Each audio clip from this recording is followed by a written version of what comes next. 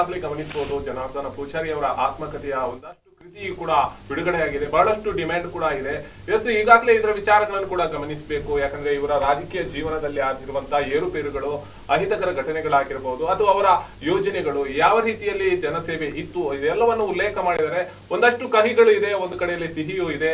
ಒಂದು ಪಕ್ಷಗಳಲ್ಲಿ, ಎರಡೂ ಪಕ್ಷಗಳಲ್ಲಿ ಮೇಲುಗೈ ಸಾಧಿಸುವಂತದ್ದು ಏನಿಲ್ಲ ಅದರಲ್ಲಿ. ಯಾಕಂದ್ರೆ ಇದರಲ್ಲಿ ರಾಜಕೀಯ ಮಾಡುವಂಥದ್ದು ಅಷ್ಟು ಸೂಕ್ತವಲ್ಲ. ಆತ್ಮಕಥೆ ಅನ್ನುವಂಥದ್ದು ಅವರ ರಾಜಕೀಯ ಜೀವನದ ಒಂದಷ್ಟು ಅಂಶಗಳನ್ನು ಅಲ್ಲಿ ಉಲ್ಲೇಖಿಸಲಾಗಿದೆ ಅನ್ನುವಂಥದ್ದು. ಇದೆಲ್ಲ ವಿಚಾರಗಳನ್ನು ಹಂಚಿಕೊಳ್ಳಿಕ್ಕೆ ನಮ್ಮ ಜೊತೆ ಮಾಜಿ ಮೇಯರ್ ಆದಂತ ಮಾಬಲ ಮಾರ್ಲಾ ಅವರು ಇದ್ದಾರೆ. ಹಾಗೇನೆ ನಮ್ಮ ಜೊತೆ ವಿಚಾರಕರು, ಬಹಳಷ್ಟು ವಿಶೇಷ ಸಂಘಟನೆಗಳಲ್ಲಿ ಗುರುತಿಸಿಕೊಂಡು ವಿಚಾರವಾದಿಯಾಗಿ ಬಹಳಷ್ಟು ಅದರ ವಿಮರ್ಶಕರಾಗಿ ನಮ್ಮ ಜೊತೆ ಹಾಜರಾಗಿದ್ದಾರೆ ಧರ್ಮೇಂದ್ರ ಅವರು ಇದ್ದಾರೆ ಕಾರ್ಯಕ್ರಮದಲ್ಲಿ. ಇಬ್ಬರಿಗೂ ಸ್ವಾಗತ. ಎಸ್, ಈಗಾಗಲೇ ನೀವು ಗಮನಿಸಬಹುದು ಜನಾರ್ದನ ಪೂಜಾರಿ ಅವರು ಅಂತ ಹೇಳಿದ್ರೆ ಒಂದು ಪಕ್ಷಕ್ಕೆ ಸೀಮಿತ ಆಗ್ತಾ ಇದ್ರು. ಆದ್ರೆ ಸೀಮಿತವಾಗುವುದಕ್ಕಿಂತ ಹೊರತುಪಡಿಸಿದ್ರೆ ಈಗ ಜನ ಸ್ನೇಹಿ ಆಗ್ತಾ ಇದ್ದಾರೆ. ಮತ್ತು ಯಾಕಂದ್ರೆ ಅವರ ಒಂದು ರಾಜಕೀಯ ಜೀವನದ ಒಂದು ಕೃತಿ ಜನರ ಮನೆ ಬಾಗಿಲಿಗೆ ತಲುಪ್ತಾ ಇದೆ. ಜನಾರ್ದನ ಪೂಜಾರಿ ಯಾರು, ಹೇಗಿದ್ರು, ನಿಜವಾಗಿ ಏನು ಅನ್ನೋ ನಮಗೂ ಕೂಡ ಆ ಒಂದು ಜನಜೀವನದ ಅವರ ಒಂದು ಆ ದಿನಗಳು ನೆನಪಿರ್ಲಿಕ್ಕಿಲ್ಲ. ಯಾಕಂದ್ರೆ ಆ ದಿನಗಳು ಅವರಿಗೆ ಹೇಗಿತ್ತು ಅನ್ನುವಂಥದ್ದು ಈಗ ಪುಸ್ತಕದಲ್ಲೇ ನಾವು ಓದಬೇಕಾದಂತ ಸ್ಥಿತಿ. ಹೇಗೆ ಅನಿಸ್ತಾ ಇದೆ? ಇಲ್ಲ, ಒಂದು ವಿಚಾರ ಸ್ಪಷ್ಟ. ನಾನು ಈಗ ನನ್ನ ತಂದೆಯ ವಯಸ್ಸಿನವರ ಜೊತೆಯಲ್ಲಿ ಮಾತಾಡುವಂಥ ಪರಿಸ್ಥಿತಿ. ನನ್ನ ತಂದೆಯ ವಯಸ್ಸಿನವರವರು ನನಗೆ ಗೊತ್ತಿದೆ. ನಮ್ಮ ಕೊಟ್ಟಾರದಲ್ಲಿ ಅಂಗಡಿ ನಮಗೆ ಜಿನಸ್ ಅಂಗಡಿ ಇರುವಾಗ ಪೂಜಾರಿ ಅವರ ರಾಜಕೀಯ ಪ್ರವೇಶ ಆಗಿರಲಿಲ್ಲ ಆಯಿತು. ಆವಾಗ ನಮ್ಮ ಅಂಗಡಿಗೆ ಬಂದುಬಿಟ್ಟು ನಮ್ಮ ತಂದೆಯವರ ಜೊತೆಯಲ್ಲಿ ಕೂತ್ಕೊಂಡು ಮಾತಾಡ್ತಾ ಇದ್ರು. ಅದಕ್ಕೆ ಒಂದಿಷ್ಟು ಇದಕ್ಕೆ ದಾಖಲೆಗಳು ಕೂಡ ನಮ್ಮ ಹತ್ರ ಇತ್ತು, ಅದಲ್ಲ. ಆದರೆ ಅವರು ರಾಜಕೀಯ ಪ್ರವೇಶ ಆದ ನಂತರ ನಮ್ಮ ತಂದೆಯವರ ಏನು ಇದಿತ್ತು ಅದು ಭಿನ್ನ ಆಯಿತು. ನಾವು ಜನಸಂಘದ ಮುಖಾಂತರ ಪರ್ಚೇಸ್ ಮಾಡಿಕೊಂಡ್ರೆ ಅವರು ಕಾಂಗ್ರೆಸ್ ಮುಖಾಂತರ ವಿರುದ್ಧ ದಿಕ್ಕಿನಲ್ಲಿರುವಾಗ ಸಹಜವಾಗಿ ಮನೋಭಾವಗಳು ಬದಲಾಯಿತು, ನಿರಂತರ ಸಂಪರ್ಕ ದೂರ ಆಯಿತು. ಆದರೆ ಇದು ಒಂದು ಹಂತ. ಆದರೆ ಎರಡನೇದಾಗಿ ಒಂದು ಮುಖ್ಯವಾಗಿ ನಾವು ಗಮನಿಸ್ಕೊಳ್ಬೇಕಾಗಿರುವಂಥದ್ದು, ದಕ್ಷಿಣ ಕನ್ನಡ ಜಿಲ್ಲೆಯಲ್ಲಿ ಒಬ್ಬ ಪ್ರಾಮಾಣಿಕ ನೇರ ನುಡಿಯ ಸ್ನೇಹ ಜೀವಿರ ಜನಾರ್ದನ ಪೂಜಾರಿ ಅಂತ. ನಾನು ಯಾವುದೇ ಅವರನ್ನು ಹೊಗಳಿಕೆ ಮಾತಾಡ್ತಾ ಇಲ್ಲ, ಇದು ಸಾಮಾನ್ಯ. ಅವರ ವಿರೋಧಿಗಳು ಕೂಡ ಈ ಮಾತನ್ನು ಒಪ್ಕೋತಾರೆ. ಅವರ ವಿರೋಧಿಗಳು ಕೂಡ ಈ ಮಾತನ್ನು ಒಪ್ಕೋತಾರೆ. ಅವರು ಈಗ ನಾವು ಪೂಜಾರಿ ಅವರನ್ನು ಭೇಟಿ ಮಾಡಿ ಏನಾದರೂ ಹೇಳಬೇಕಾದ್ರೆ ಅವರಿಗೆ ಮನಸ್ಸಲ್ಲಿ ನಮ್ಮ ಮೇಲೆ ಕೋಪ ಇದ್ದರೆ ಅದನ್ನು ಆ ಕ್ಷಣ ಉಗುಳಿ ಆಯ್ತು, ಉಗುಳಿ ಆಯ್ತು. ಆಮೇಲೆ ಇಲ್ಲ ಇಲ್ಲ ಇಲ್ಲ ಯಾವುದೇ ಇಲ್ಲ. ಆಮೇಲೆ ತಿರುಗಿ ಕರೆಸಿಬಿಟ್ಟು ಬೆನ್ನು ತಟ್ಟಿ ಅವರು ಹೇಳ್ತಾರೆ, ಮಗ ನೋಡಿ ಇದು ತಪ್ಪು, ಇದು ತಪ್ಪು, ನೋಡಿ ನಿನಗೇನು ಬೇಕಾದ್ರೆ ನಾನು ಮಾಡಿ ಕೊಡ್ತೇನೆ, ಆದರೆ ಸರಿಯಾಗಿರು. ಈ ಥರದ ಒಂದು ಮುಗ್ಧತೆಯನ್ನು ಕೂಡಿದಂತಹ ಒಂದು ನಿರ್ಮಲ ಮನಸ್ಸಿನ ವ್ಯಕ್ತಿ ಅಂತ. ನಾನು ಅವರನ್ನು ಹೊಗಳುವಂಥದ್ದಂತ ಅಲ್ಲ. ರಾಜಕಾರಣದಲ್ಲೇ ನಾನು ಕಾಂಗ್ರೆಸ್ಸನ್ನು ಸತತವಾಗಿ ಆ ವಿಚಾರಧಾರೆಗಳನ್ನು ವಿರೋಧಿಸ್ಕೊಂಡು ಬಂದವ. ನಾನು ನೇರ ಹೇಳ್ತೇನೆ, ನನಗೇನು ಅದರೊಳಗೆ ಮುಜುಗರ ಮಾತೇನಿಲ್ಲ. ಆದರೆ ಒಂದು ಕಡೆಯಿಂದ ಕೆಲವೊಂದುಗಳು, ಈಗ ನಾವು ಇಂದಿರಾ ಗಾಂಧಿ ಅವರ ಕೆಲವು ವ್ಯಕ್ತಿತ್ವವನ್ನು ಒಪ್ಪಿದ ಹಾಗೇನೆ ದಕ್ಷಿಣ ಕನ್ನಡ ಜಿಲ್ಲೆಯಲ್ಲಿ ಅವಿಭಾಜಿತ ದಕ್ಷಿಣ ಕನ್ನಡ ಜಿಲ್ಲೆ ಅಂತಲೇ ಹೇಳಬೇಕಾಗುತ್ತೆ. ಪೂಜಾರಿ ಅವರನ್ನು ಒಪ್ಪಿಕೊಳ್ಬೇಕು ಅಂತ ಧೀಮಂತ ನಾಯಕ ಪ್ರಾಯಶಃ ದಕ್ಷಿಣ ಕನ್ನಡ ಅಂದರೆ ಅವಿಭಾಜಿತ ದಕ್ಷಿಣ ಕನ್ನಡದಲ್ಲಿ ಮುಂದೆ ಸ್ವಲ್ಪ ಕಷ್ಟ. ನೇರ ನುಡಿಯ ವ್ಯಕ್ತಿತ್ವದ ವ್ಯಕ್ತಿಗಳು ಇವತ್ತಿನ ಪ್ರಸ್ತುತ ರಾಜಕಾರಣದಲ್ಲಿ ಕಷ್ಟ ಅಂತ ಹೇಳಲಿಕ್ಕೆ ನಾನು ಇಷ್ಟಪಡ್ತೀನಿ. ಈಗಾಗಲೇ ಬಹಳಷ್ಟು ವಿಚಾರಗಳನ್ನು ನೀವು ರಾಜಕೀಯ ನಡೆಗಳನ್ನು ಮುಕ್ತವಾಗಿ ಅವರ ಜೊತೆ ನೀವು ನೋಡಿದವರು, ಹಂಚಿಕೊಂಡವರು ಕೂಡ ಈ ಇಳಿ ವಯಸ್ಸಿನಲ್ಲೂ ಹೇಗಿದ್ರು ನಿಮ್ ಜೊತೆ, ಅಥವಾ ನೀವು ಆ ಮೇಯರ್ ಆದಂತ ಸಂದರ್ಭಗಳಲ್ಲೂ ಕೂಡ ಬಹಳಷ್ಟು ಮಾರ್ಗದರ್ಶನವನ್ನು ನಿಮ್ಗೂ ಕೂಡ ನೀಡ್ತಾ ಇದ್ರು. ಹೇಗೆ ಅನಿಸ್ತಾ ಇದೆ ಈ ಒಂದು ಆತ್ಮಕಥೆಯ ಒಂದು ಪುಸ್ತಕವನ್ನು ನೋಡ್ತಾ ಇದ್ದಾರೆ? ನನಗೆ ಮೊದಲಿಗೆ ಅವರ ಜೀವನ ಚರಿತ್ರೆಯ ಪುಸ್ತಕಕ್ಕೆ ನನ್ನ ಪ್ರಣಾಮ. ಯಾಕೆಂತ ಹೇಳಿದ್ರೆ ನಾನು ಸುಮಾರು 30 ವರ್ಷದಲ್ಲಿ ನನ್ನ ರಾಜಕೀಯ ಇಡೀ ಜೀವನವನ್ನು ಅವರ ಜೊತೆಯಲ್ಲಿ ಕಳೆದವ.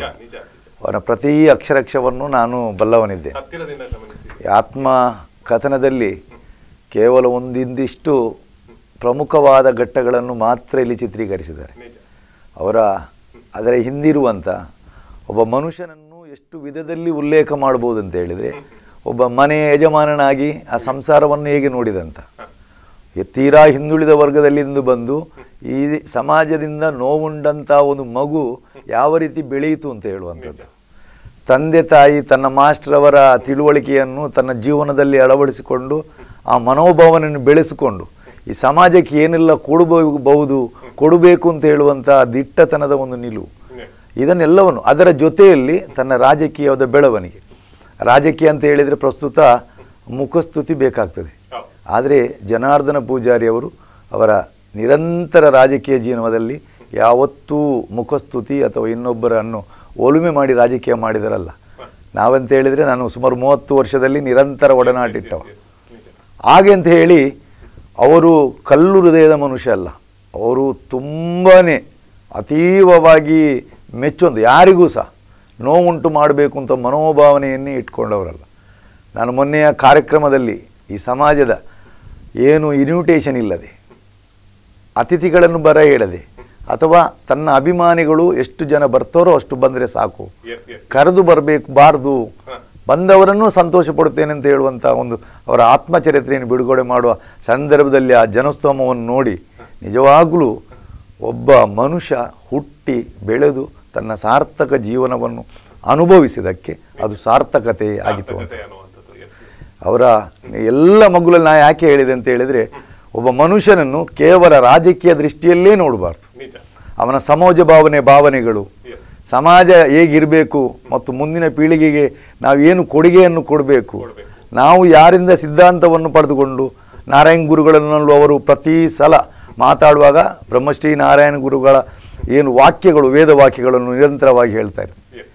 ಅವರು ತಾನು ನೋವನ್ನು ಅನುಭವಿಸಿದ ಸಮಾಜದಲ್ಲಿರುವಂಥ ನೋವನ್ನು ಪರರಿಗೆ ಬರಬಾರ್ದು ಅಂತ ಹೇಳುವಂಥದ್ದು ಮನೋಭಾವನೆ. ಅದಲ್ಲದೆ ನಮ್ಮ ಇತಿಹಾಸವನ್ನು ನೋಡಿದರೆ ಪರಿವರ್ತನೆ ಜಗದ ನಿಯಮ ಅಂತ. ಈ ಸಮಾಜದಲ್ಲಿ ಸುಮಾರು ಇತ್ತೀಚಿನ 30-40 ವರ್ಷದಲ್ಲಿ ಸಮಾಜದಲ್ಲಿ ಪರಿವರ್ತನೆ ಆಗಬೇಕು, ಆ ನಿಟ್ಟಿನಲ್ಲಿ ತನ್ನ ಹೋರಾಟವನ್ನು ಪ್ರದರ್ಶಿಸಿ ಏನು ಗೋಕರ್ಣನಾಥ ಕ್ಷೇತ್ರದ ಸಮಗ್ರ ಅವರ ಎಲ್ಲ ಆಡಳಿತ ಮಂಡಳಿಯನ್ನು ಗಣನೆಗೆ ತೆಗೆದುಕೊಂಡು ಅವರು ಕೈಗೊಂಡಂಥ ಕಾರ್ಯಗಳು ಅದು ಇವತ್ತಿಗಲ್ಲ, ಮುಂದಿನ ಪೀಳಿಗೆಗೆ ಒಂದು ಮಾರ್ಗದರ್ಶನ ಮತ್ತು ನಿದರ್ಶನ. ಯಾಕೆಂತ ಹೇಳಿದರೆ, ಬದಲಾವಣೆ ಮಾಡುವಾಗ ಜಗತ್ತಲ್ಲಿ ಯಾವಾಗಲೂ ಯಾವುದೇ ಮನುಷ್ಯನನ್ನು ಒಪ್ಪಲಿಲ್ಲಂತೆ. ಆದರೆ ಅದು ಕಳೆದು ಹಲವು ವರ್ಷಗಳ ನಂತರ ಜನ ಅದನ್ನು ಒಪ್ತಾರೆ. ಇವಾಗ ಪ್ರಥಮವಾಗಿ ಅವರು ದೇವಸ್ಥಾನದಲ್ಲಿ ಕೆಲವು ಬದಲಾವಣೆಗಳನ್ನು ಮಾಡುವಾಗ, ಮಹಿಳೆಯರನ್ನು ಪಾದಪೂಜೆ ಪೂಜೆ ಮಾಡುವಂಥ ಪರಿಸ್ಥಿತಿ ಎಲ್ಲವನ್ನು ಮಾಡುವಾಗ ವಿರುದ್ಧ ದಿಕ್ಕಿನಲ್ಲಿ ಮಾತಾಡುವಂತ ಜನ ಇದ್ರು ಸಹ ಕಳೆದ ಒಂದು ವರ್ಷದ ಮಟ್ಟದಲ್ಲಿ ಮಾತಾಡ್ಲಿಕ್ಕಾಗುತ್ತೆ ಎಲ್ಲಾ ವರ್ಡ್ಗಳನ್ನು ಯೂಸ್ ಮಾಡಿದ ನಂತರ ಹಾಗಾದ್ರೆ ತದಕ್ರಮೇಣ ಎಲ್ಲ ಒಪ್ಪಲಿಕ್ಕೆ ಪ್ರಾರಂಭ ಮಾಡಿದ್ರು.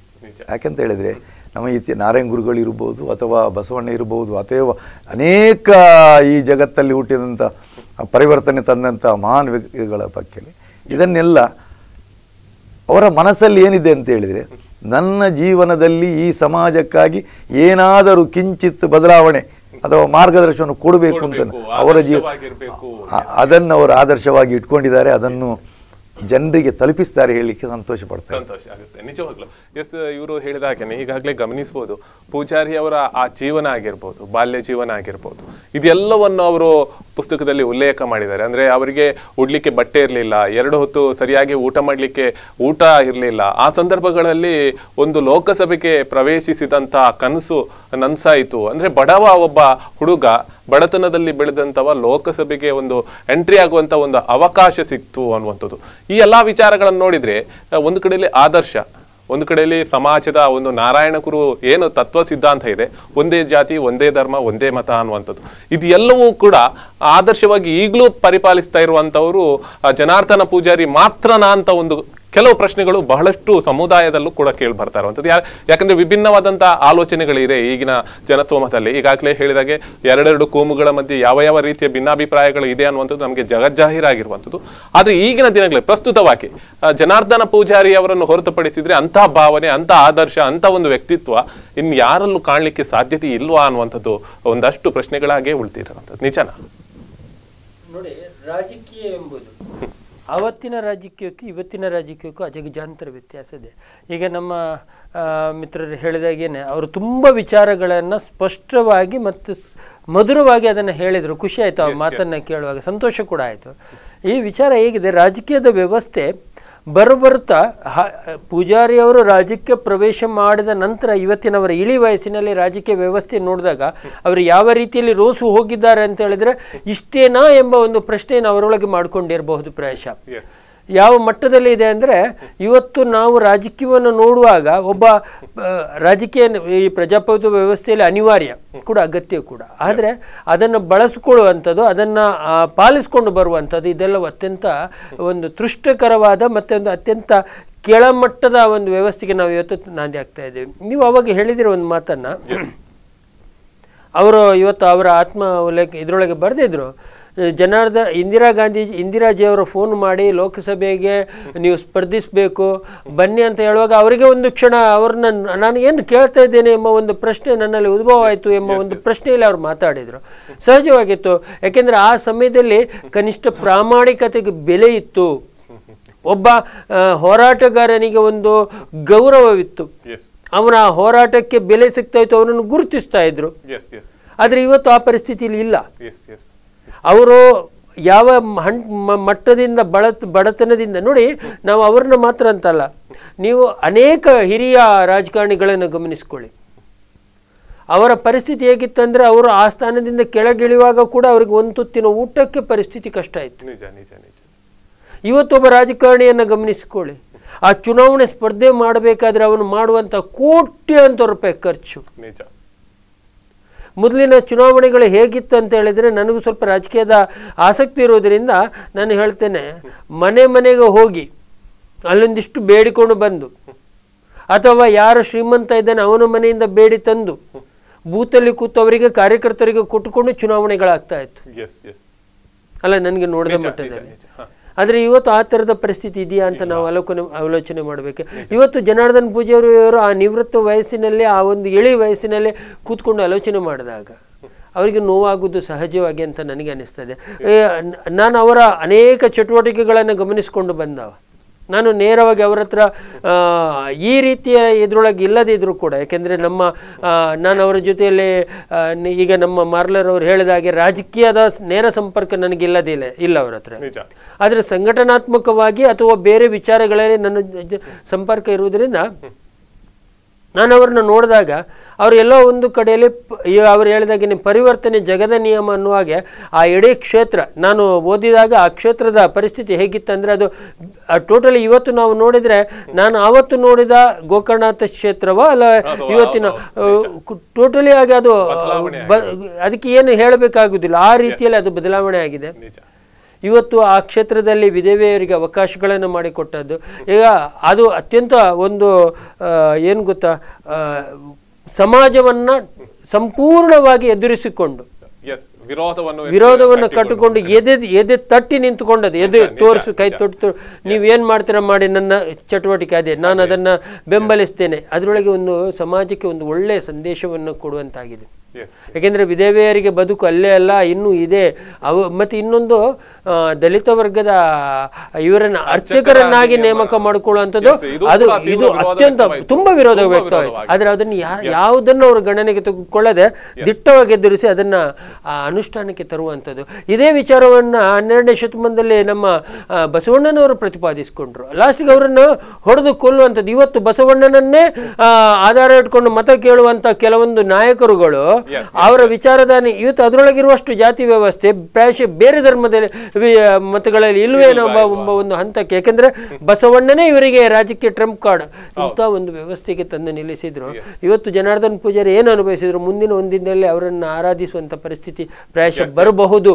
ಯಾಕೆಂದ್ರೆ ಬಸವಣ್ಣ ಜನರು ಈಗ ಪೂಜಾರಿ ಅವರ ಒಂದು ಮಾತಿಗೆ ಮನ್ನಣೆ ಕೊಡ್ತಾ ಇರುವಂತದ್ದು ಅದು ರಾಜಕೀಯೇತರವಾಗಿ ಥಿಂಕ್ ಮಾಡ್ತಾ ಇದ್ದಾರೆ. ಖಂಡಿತವಾಗಿ ಸಹ, ಯಾಕೆಂದ್ರೆ ಈ ವಯಸ್ಸಿನಲ್ಲಿ ಅವರು ಆ ಸ್ಥಾನಕ್ಕೆ ಏರಿದ್ದಾರೆ ಅಂತ ಹೇಳಿದ್ರೆ ಬದುಕಿನ ಸಾರ್ಥಕತೆಯನ್ನು, ಹೌದು, ಸಾಮಾನ್ಯ ಮನುಷ್ಯ ಅಂದ್ರೆ ಬಸವಣ್ಣ ಕೂಡ ಸಾಮಾನ್ಯ ಮನುಷ್ಯರಾಗಿದ್ರು, ಯಾರು ದೊಡ್ಡ ಶ್ರೀಮಂತರ ಮಕ್ಕಳಾಗಿರ್ಲಿಲ್ಲ ಇತ್ತು. ಅವರು ಕೂಡ ಅವರು ಸಾಮಾನ್ಯ ವರ್ಗದ ಒಂದು ರಾಜನ ಮಂತ್ರಿಯಾಗಿದ್ದುಕೊಂಡೇ ಅವರು ಇಷ್ಟೆಲ್ಲ ಮಾಡಿ ಇವತ್ತು ಎಷ್ಟೋ ಬಹುಕೋಟಿ ಜನರ ಆರಾಧ್ಯ ವ್ಯಕ್ತಿಯಾಗಿ ಅಥವಾ ಕುಲ ಗುರುಗಳಾಗಿ ಮಾಡಿದರೆ ಪ್ರಾಯಶಃ ಜನಾರ್ದನ್ ಪೂಜಾರಿಯವರ ಬದುಕಿನಲ್ಲಿ ಇಂಥ ಒಂದು ಕ್ಷಣ ಬರಬಹುದೇನೋ ಗೊತ್ತಿಲ್ಲ ನನಗೆ, ಅದು ಶಿವನಿಚ್ಛೆ. ನಾನೇನು ಅದ್ರ ಬಗ್ಗೆ ಮಾತಾಡುವಷ್ಟು ದೊಡ್ಡ ಮಟ್ಟನಾಗಿಲ್ಲ. ಆದರೆ ನಾನು ದೇವರಲ್ಲಿ ಆಶೀರ್ವದಿಸ್ತೇನೆ, ಅವರು ಮಾಡಿಕೊಟ್ಟಂತಹ ಏನು ಮೇಲ್ಪಂಕ್ತಿ ಇದೆ ಅದನ್ನು ಸಮಾಜ ಪಾಲಿಸಲಿ, ಅನುಸರಿಸಿಕೊಂಡು ಬರಲಿ, ಅವರಿಗೆ ಅದು ಕೊಡುವಂತ ಅತ್ಯಂತ ದೊಡ್ಡ ಗೌರವ ಆಗುತ್ತೆ ಅಂತ ಹೇಳ್ತೇನೆ ನಾನು. ಈಗಾಗಲೇ ನಾವು ಗಮನಿಸಬಹುದು ಸರಳ ಸಜ್ಜನಿಕೆಯ ಒಂದು ವ್ಯಕ್ತಿತ್ವ ಅವರದು. ಎಲ್ಲೂ ಕೂಡ ಅವರ ತನ್ನ ಮನೆಗೆ, ತನ್ನ ಮಕ್ಕಳಿಗೆ ಅಥವಾ ತನ್ನ ಬಾಂಧವರಿಗೆ ಅನ್ನುವಂಥದ್ದು ಮಾಡಿಲ್ಲ. ಎಲ್ರಿಗೋಸ್ಕರನೇ ಒಂದು ದುಡಿತಾ ಇದ್ರು ಅಂತ ಹೇಳಿದ್ರೆ ತಪ್ಪಾಗ್ಲಾರದು. ಯಾಕಂದ್ರೆ ಅವರ ಮಗನು ಕೂಡ ಯಾವುದೋ ಒಂದು ಕೆಲಸದಲ್ಲಿ ಸೇರಿಕೊಂಡು ಕೆಲಸ ಮಾಡ್ತಾ ಇದ್ದಾರೆ, ಇಲ್ಲದ್ರೆ ಮಾಲ್ ಇನ್ಯಾವುದನ್ನು ಖರೀದಿ ಮಾಡಿಕೊಂಡು ಅವರ ಆ ಜೀವನ ರಾಜಕೀಯ ಕೇಂದ್ರವಾಗಿ ಇಟ್ಕೊಂಡ್ರೆ ಬಹಳಷ್ಟು ಬೆಳವಣಿಗೆ ಆಗ್ಬಹುದಿತ್ತು. ಯಾಕಂದ್ರೆ ಮಾಲ್ಗಳನ್ನು ಕಟ್ಬೋದಿತ್ತು ಅಥವಾ ಸಕ್ರಿಯವಾಗಿ ಹಣದಲ್ಲೂ ಕೂಡ ಅಂತ ಒಂದು ಪರಿಸ್ಥಿತಿ ಬರ್ತಾ ಇರಲಿಲ್ಲ. ಆದ್ರೆ ಈಗಲೂ ಕೂಡ ಆ ಸ್ಥಿತಿಯಲ್ಲೇ ಬೆಳೀತಾ ಇದ್ದಾರೆ ಅಂತ ಹೇಳಿದ್ರೆ ಹೇಗೆ ಅದನ್ನು ಅವರು ನಿರ್ವಹಿಸಬಹುದು ಅನ್ನುವಂಥ ನಿಮ್ಮ ಅನಿಸಿಕೆ? ನಾನು ಹೇಳಿದೆ ಅವರು ಜೀವನವನ್ನು ಒಬ್ಬ ಸಮಾಜಕ್ಕೆ ಅರ್ಪಣೆ ಮಾಡುವಾಗ ಅವರು ಏನೂ ಕರೆ ಬಂತು ಲೋಕಸಭಾ ಚುನಾವಣೆ ನಿಲ್ಲಲಿಕ್ಕೆ ಪಕ್ಷದಿಂದ ಬರುವವರೆಗೆ ಬೇಕೋ ಬೇಡವೋ ಯಾಕೆ ಬಂತು ಏನಾಯಿತು ಅಂತ ಹೇಳುವಂಥದ್ದು ಅನೇಕ ಜನರುடைய ವಿಮರ್ಶೆ ಮಾಡಿದಂತು. ಹಿರಿಯ ನ್ಯಾಯವಾದಿಗಳು ಸಲಹೆಯನ್ನು ಪಡೆದರು. ಆವಾಗ ಕಳ್ಳಿಗೆ ಮಾಬಲ್ ಭಂಡಾರಿ ಅಂತ ನಮ್ಮ ಕಳ್ಳಿಗೆ ತಾರಣ ಶೆಟ್ಟರ ಮಾವ ಅವರು 3 ಸಲ ಕೇರಳದಲ್ಲಿ MLA, ಅವರು ವಕೀಲರು. ಅವರು ಹೇಳಿದರು ಬದಲಾವದ ಪರಿಸ್ಥಿತಿಯಲ್ಲಿ ರಾಜಕೀಯ ಬೇಕಾನೆನಿಕೆ ಅಂತ ಉಲ್ಲೇಖ ಹೇಳಿದ್ದಾರೆ ಅಂತ. ಇನ್ನೊಬ್ಬರು ಹಿರಿಯ ವಕೀಲರು ಹೊಸರು ಪುಸ್ತಕದಲ್ಲಿದೆ, ಅವರು ಹೇಳಿದ್ರಂತೆ. ಅನಂತರ ರಿಪ್ಲೈ ಮಾಡಲಿಕ್ಕೆ 2-3 ದಿನನೇ ಕಳೆಯಿತಂತೆ. ಇವರು ಜೀವನವನ್ನು ಹೇಗೆ ಒಂದು ವಿಂಗಡಣೆ ಮಾಡಿದ್ದಾರೆ ಅಂತ ಹೇಳಿದರೆ ತನ್ನ ಬಾಲ್ಯದ ನೆನಪುಗಳು, ತಂದೆಯನ್ನು ಉಲ್ಲೇಖ ಮಾಡಿದ್ದಾರೆ, ತಾಯಿಯನ್ನು ಉಲ್ಲೇಖ ಮಾಡಿದ್ದಾರೆ, ಅವರ ಕಷ್ಟವನ್ನು ಅರ್ಥೈಸಿಕೊಂಡು ಆ ಬಾಲ್ಯದಲ್ಲಿ ಇವತ್ತೂ ಅದನ್ನು ನೆನಪಿನಲ್ಲಿ ಇಟ್ಕೊಂಡಿದ್ದಾರೆ. ಮರೆವು ಅಂತ ಹೇಳುವುದು ನಮಗೆ ಗೊತ್ತಿರುವಂಥ ಕೆಲವು ನಮ್ಮ ನೋವು, ನಮ್ಮ ಬಡತನ ಅದನ್ನು ಮರೆತು ಬಿಡ್ತಾರೆ. ಇವರು ಎಷ್ಟು ದೊಡ್ಡದಾದರೂ ಅದನ್ನು ಮರೆಯಲಿಲ್ಲ. ಉಲ್ಲೇಖದಲ್ಲಿದೆ ಅವರ ಗೋಕರ್ಣ ನಮ್ಮ ಬೊಕ್ಕಪಟ್ಟಣ ಶಾಲೆಯ ಸರ್ಕಾರಿ ಶಾಲೆಯ ಬಾಬು ಮೇಷ್ಟ್ರು ಹೇಳಿದ ಮಾತನ್ನು ಜೀವನದಲ್ಲಿ ಅಳವಡಿಸಿಕೊಂಡಿದ್ದಾರೆ. ಆತ್ಮವಿಶ್ವಾಸವನ್ನು ಬೆಳೆಸಿ ಸಾಧಿಸಬೇಕು, ಯಾಕೆ ಆಗುವುದಿಲ್ಲ ಅಂತ. ಅಂದರೆ ಅವರ ರಾಜಕೀಯ ಜೀವನ 2ನೇ ಮಗ್ಗುಲು, ಅವರ ವೈಯಕ್ತಿಕ ಜೀವನವೇ ಒಂದು ಸಾಧನೆ. ಏನಂತ ಹೇಳಿದರೆ ಅವರು ಒಬ್ಬ ಶರ್ಟ್ ಹಾಕ್ಲಿಕ್ಕಿಲ್ಲದ್ದು, ತಿನ್ನಲಿಕ್ಕೆ 2 ಹೊತ್ತು ಊಟ ಇಲ್ಲದ್ದು. ನಿಮಗೆ ನಾನೊಂದು ಹೇಳಿದರೆ ಕಳೆದ ಒಂದು 6 ವರ್ಷದ 7 ವರ್ಷದ ಹಿಂದೆ LOCS ಹೈಸ್ಕೂಲಲ್ಲಿ ಒಂದು ಮದುವೆ ಕಾರ್ಯಕ್ರಮ ಆಗಿ ನಾನು ಹೊರಗೆ ಬರ್ತಾಯಿದ್ದೆ, ಅವರು ಒಳಗೆ ಬರ್ತಾಯಿದ್ರು. ನೀ ಬಾ ಬಾ ಬಾ ಅಂತ ಕರೆದ್ರು. ಒಟ್ಟಿಗೆ ಹೋದೆ. ಅವರು ಶುಭಾಶಯ ಮಾಡಿದರು. ಮಾಡಿದ ನಂತರ ಎಡಗಡೆಯ ಬಾಗಿಲಿಂದ ಹೊರಗೆ ಹೋದರು. ನನ್ನನ್ನು ಕರೆದರು. ಒಂದು ಮರ, ದೊಡ್ಡ ಮರ ಉಂಟು, ದೊಡ್ಡ ಮರದ ಬುಡ ತೋರಿಸಿದ್ರು. ನಾನು ಸ್ಕೂಲಿಗೆ ಬರುವಾಗ ಇಲ್ಲಿ ಕೂತು ಓದ್ತಾ ಇದ್ದೆ, ಬಿಡುವಿನ ಸಂದರ್ಭದಲ್ಲಿ. ಜೀವನದಲ್ಲಿ ಸಾಧಿಸಬೇಕು, ನಾನು ಏನಾದರೂ ಆಗಬೇಕು ಅಂತ ಹೇಳುವಂಥದ್ದು. ಒಬ್ಬರು ಮಾಸ್ಟ್ರು ಅಥವಾ ಹಿರಿಯವರನ್ನು ನೋಡಿಕೊಂಡು, ಈಗಿನ ಕಾಲದಲ್ಲಿ ಹೆತ್ತವರು ಮಗನ ವಿದ್ಯಾಭ್ಯಾಸಕ್ಕೆ ಬೇಕಾದಂಥ ಎಲ್ಲ ಸವಲತ್ತುಗಳನ್ನು ಕೊಟ್ಟು ಅವರ ಹಿಂದಿನಲ್ಲೇ ಇರ್ತಾರೆ. ಆವಾಗ ಹಾಗೆಲ್ಲ ಯಾರೋ ಅಡ್ವೈಸ್ ಮಾಡುವವರು ಇರಲಿಲ್ಲ. ಅವರ ಓನ್ ಸ್ವಂತ ಛಲ ಹಠ ಅದನ್ನು ಸಾಧಿಸಿ ವಿದ್ಯಾಭ್ಯಾಸವನ್ನು ಪೂರ್ತಿ ಮಾಡಿದ್ರು ಸಹ ಶೋಷಿತರ ಅದನ್ನು ಗುರುತಿಸಿದ್ದಾರೆ. ಅವರಿಗೆ ಆದ ನೋವುಗಳನ್ನು ಮನಸ್ಸಲ್ಲಿ ಇಟ್ಕೊಂಡಿದ್ದಾರೆ. ಒಟ್ಟಿಗೆ ಬಡ ಮಕ್ಕಳು ವಿದ್ಯಾವಂತರಾಗಬೇಕಾದ್ರೆ ಎಷ್ಟು ಕಷ್ಟ ಉಂಟು ಅಂತ ಅದನ್ನು ಸಹ ತಿಳ್ಕೊಂಡಿದ್ದಾರೆ. ಅದನ್ನು ತನ್ನ ಜೀವನದಲ್ಲಿ ತಾನೇನು ವಕೀಲ ವೃತ್ತಿ ಪ್ರಾರಂಭ ಮಾಡಿದ ತಕ್ಷಣ ಪ್ರಾರಂಭ ಮಾಡಿದ್ದಾರೆ. ಇಲ್ಲಿ ಒಂದು ಉಲ್ಲೇಖ ಮಾಡಿದ್ದಾರೆ, ಚೌತಿಯ ದಿನ ತಿನ್ನಲಿಕ್ಕೆ ಕಬ್ಬಿರಲಿಲ್ಲ ಅಂತ. ಮಕ್ಕಳ ಮನಸ್ಸು ಹೇಗಿರ್ಬೋದು. ನಾವು ಎಲ್ಲೋ ಅವರದೇ ಸ್ವಜಾತಿ ಬಾಂಧವರ ಮನೆಯಲ್ಲಿ ಕೊಡ್ತಿದ್ರು ಅಂತ, ಯಾವ ಹೊತ್ತಿಗೆ ಕೊಡ್ತಿದ್ರು ಅಂತ ಕಾಯ್ತಿದ್ದೆ ಅಂತ. ಅದೇ ವಕೀಲ ವೃತ್ತ ಪ್ರಾರಂಭ ಮಾಡಿ 2-3 ಕಟ್ಟು ಮನೆಯಲ್ಲಿ ತಂದಿಟ್ಟು ಅಲ್ಲಿಯ ಮಕ್ಕಳಿಗೆಲ್ಲ ನಾನು ಹಂಚುತ್ತಿದ್ದೆ ಅಂತ. ಜೀವನ ಅಂತ ಹೇಳಿದ್ರೆ ತನಗಾದ ನೋವು ಸಮಾಜದ ಇನ್ನೊಬ್ಬರಿಗೆ ಬರಬಾರ್ದು ಅಂತ ಹೇಳೋದು, ಇನ್ನೊಬ್ಬರು ಮಕ್ಕಳು ಓದಬೇಕು ಅಂತ ಹೇಳೋದದ್ದು. ಇಲ್ಲಿ ಹಂತವಾಗಿ ಉಲ್ಲೇಖ ಅದನ್ನು ಓದುವಾಗ ನಾವು ಜೀವನದಲ್ಲಿ ಸಾರ್ಥಕತೆಯನ್ನು ಏನು ಪಡೆಯಲಿಲ್ಲ ಅಂತ ಹೇಳುವಂಥದ್ದು. ಇಲ್ಲಿ ಅವರ ಮನಸ್ಸು ಒಂದೊಂದು ವಿಧದಲ್ಲಿ, ಅಂದರೆ ಅವರ ಬಾಲ್ಯದ ಎಜುಕೇಷನ್ ಇರ್ಬೋದು, ಆದ ನಂತರ ಅವರು ವಕೀಲ ವೃತ್ತಿ ಇರ್ಬೋದು. ವಕೀಲ ವೃತ್ತಿಯಲ್ಲೂ ಸಹ ಅವರು ಪಡೆದಂಥ ಕೇಸಸ್, ಅವರಿಗೆ ಈ ಜಿಲ್ಲೆಯಲ್ಲಿ ಅವಿಭಜಿತ ದಕ್ಷಿಣ ಜಿಲ್ಲೆ ವಕೀಲ ವೃತ್ತಿಯಲ್ಲಿ ಮಾನವೀಯ ಹೆಸರು ಬರಬೇಕಾದ್ರೆ ಯಾವ ಕೇಸಲ್ಲಿ ನೋಡಿದರೆ ಅಲ್ಲೂ ವಕೀಲರಿಗೆ ಹಣ ಕೊಡ್ಲಿಕ್ಕೆ ಆಗದಂತ ಜನರ ವಕಾಲತ್ತನ್ನು ಮಾಡ್ತಾ ಇದ್ರು. ಅದು ಸಹ ಅಷ್ಟು ಆತ್ಮವಿಶ್ವಾಸದಿಂದ, ಅದರಿಂದ ಅದರಲ್ಲೂ ಅವರ ಹೆಸರು ಮಾಡಿದ್ರು. ಅಂದ್ರೆ ಅವರ ಮನಸ್ಸೇ ಒಂದು ಪರಿವರ್ತನೆಯ ಹಾದಿಯನ್ನೇ ಬಯಸ್ತಾ ಇತ್ತು. ಅದನ್ನು ರಾಜಕೀಯದಲ್ಲಿ ಆ ಕಾಲದಲ್ಲಿ ಅವರು ಸ್ವಲ್ಪ ಮಟ್ಟಿಗೆ ಕಾಡಲಿಕ್ಕೆ ಸಾಧ್ಯ ಆಗಿದೆ. ಆದರೆ ಪ್ರಸ್ತುತ ತರಬೇಕಾದ್ರೆ ಅದು ನಾವು ಎಣಿಸುವಂಥದ್ದಲ್ಲ. ದೇವೇಂದ್ರ ಹೇಳಿದಾಗೆ ಅದನ್ನು ಎಣಿಸುವಂಥದ್ದಲ್ಲ. ಅವರ ಇಲ್ಲಿ ಈ ಪುಸ್ತಕ ಆತ್ಮಚರಿತ್ರೆಯಲ್ಲಿ ಯಾವುದನ್ನೆಲ್ಲ ಉಲ್ಲೇಖ ಮಾಡಿದ್ದಾರೆ ಅಂತ ಹೇಳಿದರೆ, ಕೇವಲ ತನ್ನ ಜೀವನದಲ್ಲಿ ತಾನು ಇದ್ದು ತನ್ನ ಪ್ರತ್ಯಕ್ಷದರ್ಶಿಯಾಗಿ ಆದಂಥ ಸಂದರ್ಭಗಳನ್ನು ಮಾತ್ರ ಉಲ್ಲೇಖ ಮಾಡಿದ್ದಾರೆ. ಕಾಲ್ಪನಿಕ ಇನ್ನೊಬ್ಬರು ಹೇಳಿದ್ದು ತಾನಿಲ್ಲದ ಜಾಗದ್ದನ್ನು ಉಲ್ಲೇಖ ಮಾಡಲಿಲ್ಲ. ಉಲ್ಲೇಖ ಮಾಡಿದ್ರೆ ಈ ಪುಸ್ತಕ 1000 ಪೇಜಿಗಿಂತಲೂ ದೊಡ್ಡದಾಗ್ತಿತ್ತು. ಅವರು ಅದ್ರ ಇನ್ವಾಲ್ವ್ಮೆಂಟ್ ಕೆಲವು ಕಡೆ ಅಡ್ವೈಸ್ ಮಾಡಿದ್ದಾರೆ. ಮುಂದಿನ ಜನರೇಷನ್, ಅದು ರಾಜಕೀಯ ಇರ್ಬೋದು, ಸಮಾಜ ಸೇವೆ ಇರ್ಬೋದು, ಯಾವುದಿರ್ಬೋದು, ನಾನು ವೈಯಕ್ತಿಕವಾಗಿ ಅವರ ಮಾರ್ಗದರ್ಶನವನ್ನು ಅಳವಡಿಸಿಕೊಂಡವ. ನಾವೊಂದು ಸೇವಾ ಸಂಸ್ಥೆಯನ್ನು ಸ್ಥಾಪನೆ ಮಾಡಿದ್ದೇವೆ, ಅದರಲ್ಲೂ ಅವರು ಸಕ್ರಿಯವಾಗಿ ನಮಗೆ ಬೆಂಬಲ ಕೊಡ್ತಾ ಇದ್ರು. ಇದು ಅವರ ಜೀವನದಲ್ಲಿ ಏನು ಅಂತ ಹೇಳಿದರೆ, ನಾನು ಈ ಪುಸ್ತಕದಲ್ಲಿ ಉಲ್ಲೇಖ ಮಾಡದ ಒಂದು ಕಾರ್ಯನಿಷ್ಠೆ ನಾನು ನಿಮಗೆ ಹೇಳ್ತೇನೆ. 1986 ನಾನು ಸಾನ್ನಿಧ್ಯದ ಅಧ್ಯಕ್ಷ. ಈ ಸ್ಟೋರಿಯನ್ನು ಮತ್ತೊಮ್ಮೆ ಕೇಳೋಣ, ಒಂದು ಪುಟ್ಟ ವಿರಾಮ ತಗೊಳ್ಳೋಣ. ಪುಟ್ಟ ವಿರಾಮದ ಬಳಿಕ ಮತ್ತೆ ಬರ್ತೇನೆ.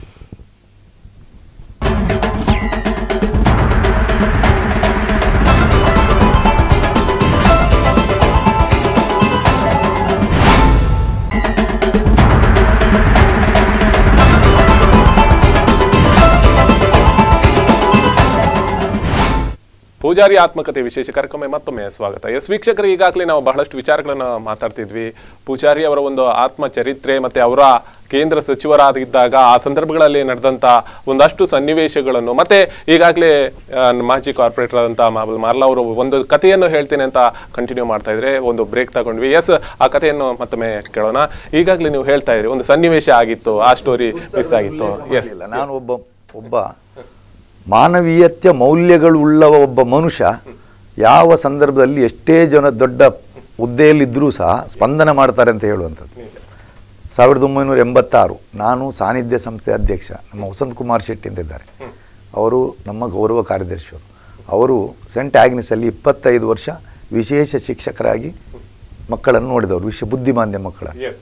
1986ರಲ್ಲಿ ಡೆಲ್ಲಿಯಲ್ಲಿ ಸೆಂಟ್ ಆಗ್ ಸ್ಪೆಷಲ್ ಸ್ಕೂಲ್ ಒಂದು ಮಗು ಡೆತ್ ಆಯಿತು, ಸ್ಪೋರ್ಟ್ಸಿಗೆ ಹೋದ ಮಗು. ವಸಂತ್ ಕುಮಾರ್ ಶೆಟ್ಟರು ಮಕ್ಕಳನ್ನು ಕಟ್ಟುಗೊಟ್ಟಿ ಕರ್ಕೊಂಡೋದ್ರು. ಯಾವ ಸಂದರ್ಭದಲ್ಲಿ ಏನು ಮಾಡಬೇಕು ಅಂತ ಅವ್ರಿಗೆ ತೋಚಲಿಲ್ಲ ಅಂತ. ಕೊನೆಗೆ ಏನು ಮಾಡೋದು, ರಾತ್ರಿ ಹೊತ್ತಾಗುವ ಸೀದಾ ಮಗು ತರಬೇಕಲ್ಲ ಮಂಗಳೂರಿಗೆ ಡೆಡ್ ಬಾಡಿಯನ್ನು, ಹೇಗೆ ಸೀದಾ ನೇರವಾಗಿ ಜನಾರ್ದನ ಪೂಜಾರಿ ಅವರ ಕಚೇರಿಗೆ ಹೋದ್ರಂತೆ. ಹೀಗೆ ಒಂದು ಸಮಸ್ಯೆ ಆಗಿದೆ, ಅವರ ಒಳಗೆ ಹೋಗ್ಲಿಕ್ಕೆ ಬಿಡಿ ಅಂತ ಮೀಟಿಂಗ್ ಆಗ್ತಿತ್ತಂತೆ. ತಕ್ಷಣ ಅಧಿಕಾರಿಗಳನ್ನು ಆಂಟಿ ಚೇಂಬರಲ್ಲಿ ಕೂತ್ಕೊಳ್ಳಿ ಹೇಳಿದ್ರಂತೆ, ಒಳಗೆ ಕರೆದ್ರಂತೆ. ಕರೆದ ಕೂಡಲೇ ಹೇಳಿದ್ರೆ ಎಂತ ಆಯಿತು ಅಂತ ಹೇಳಿ, ಹೀಗೆ ಆಗಿದೆ ಅಂತ. ಆವಾಗ ಈಗಿನ ಪರಿಸ್ಥಿತಿಯಲ್ಲಿ ಇಷ್ಟು ಫ್ಲೈಟ್ಗಳಿಲ್ಲ, ಏನಿಲ್ಲ.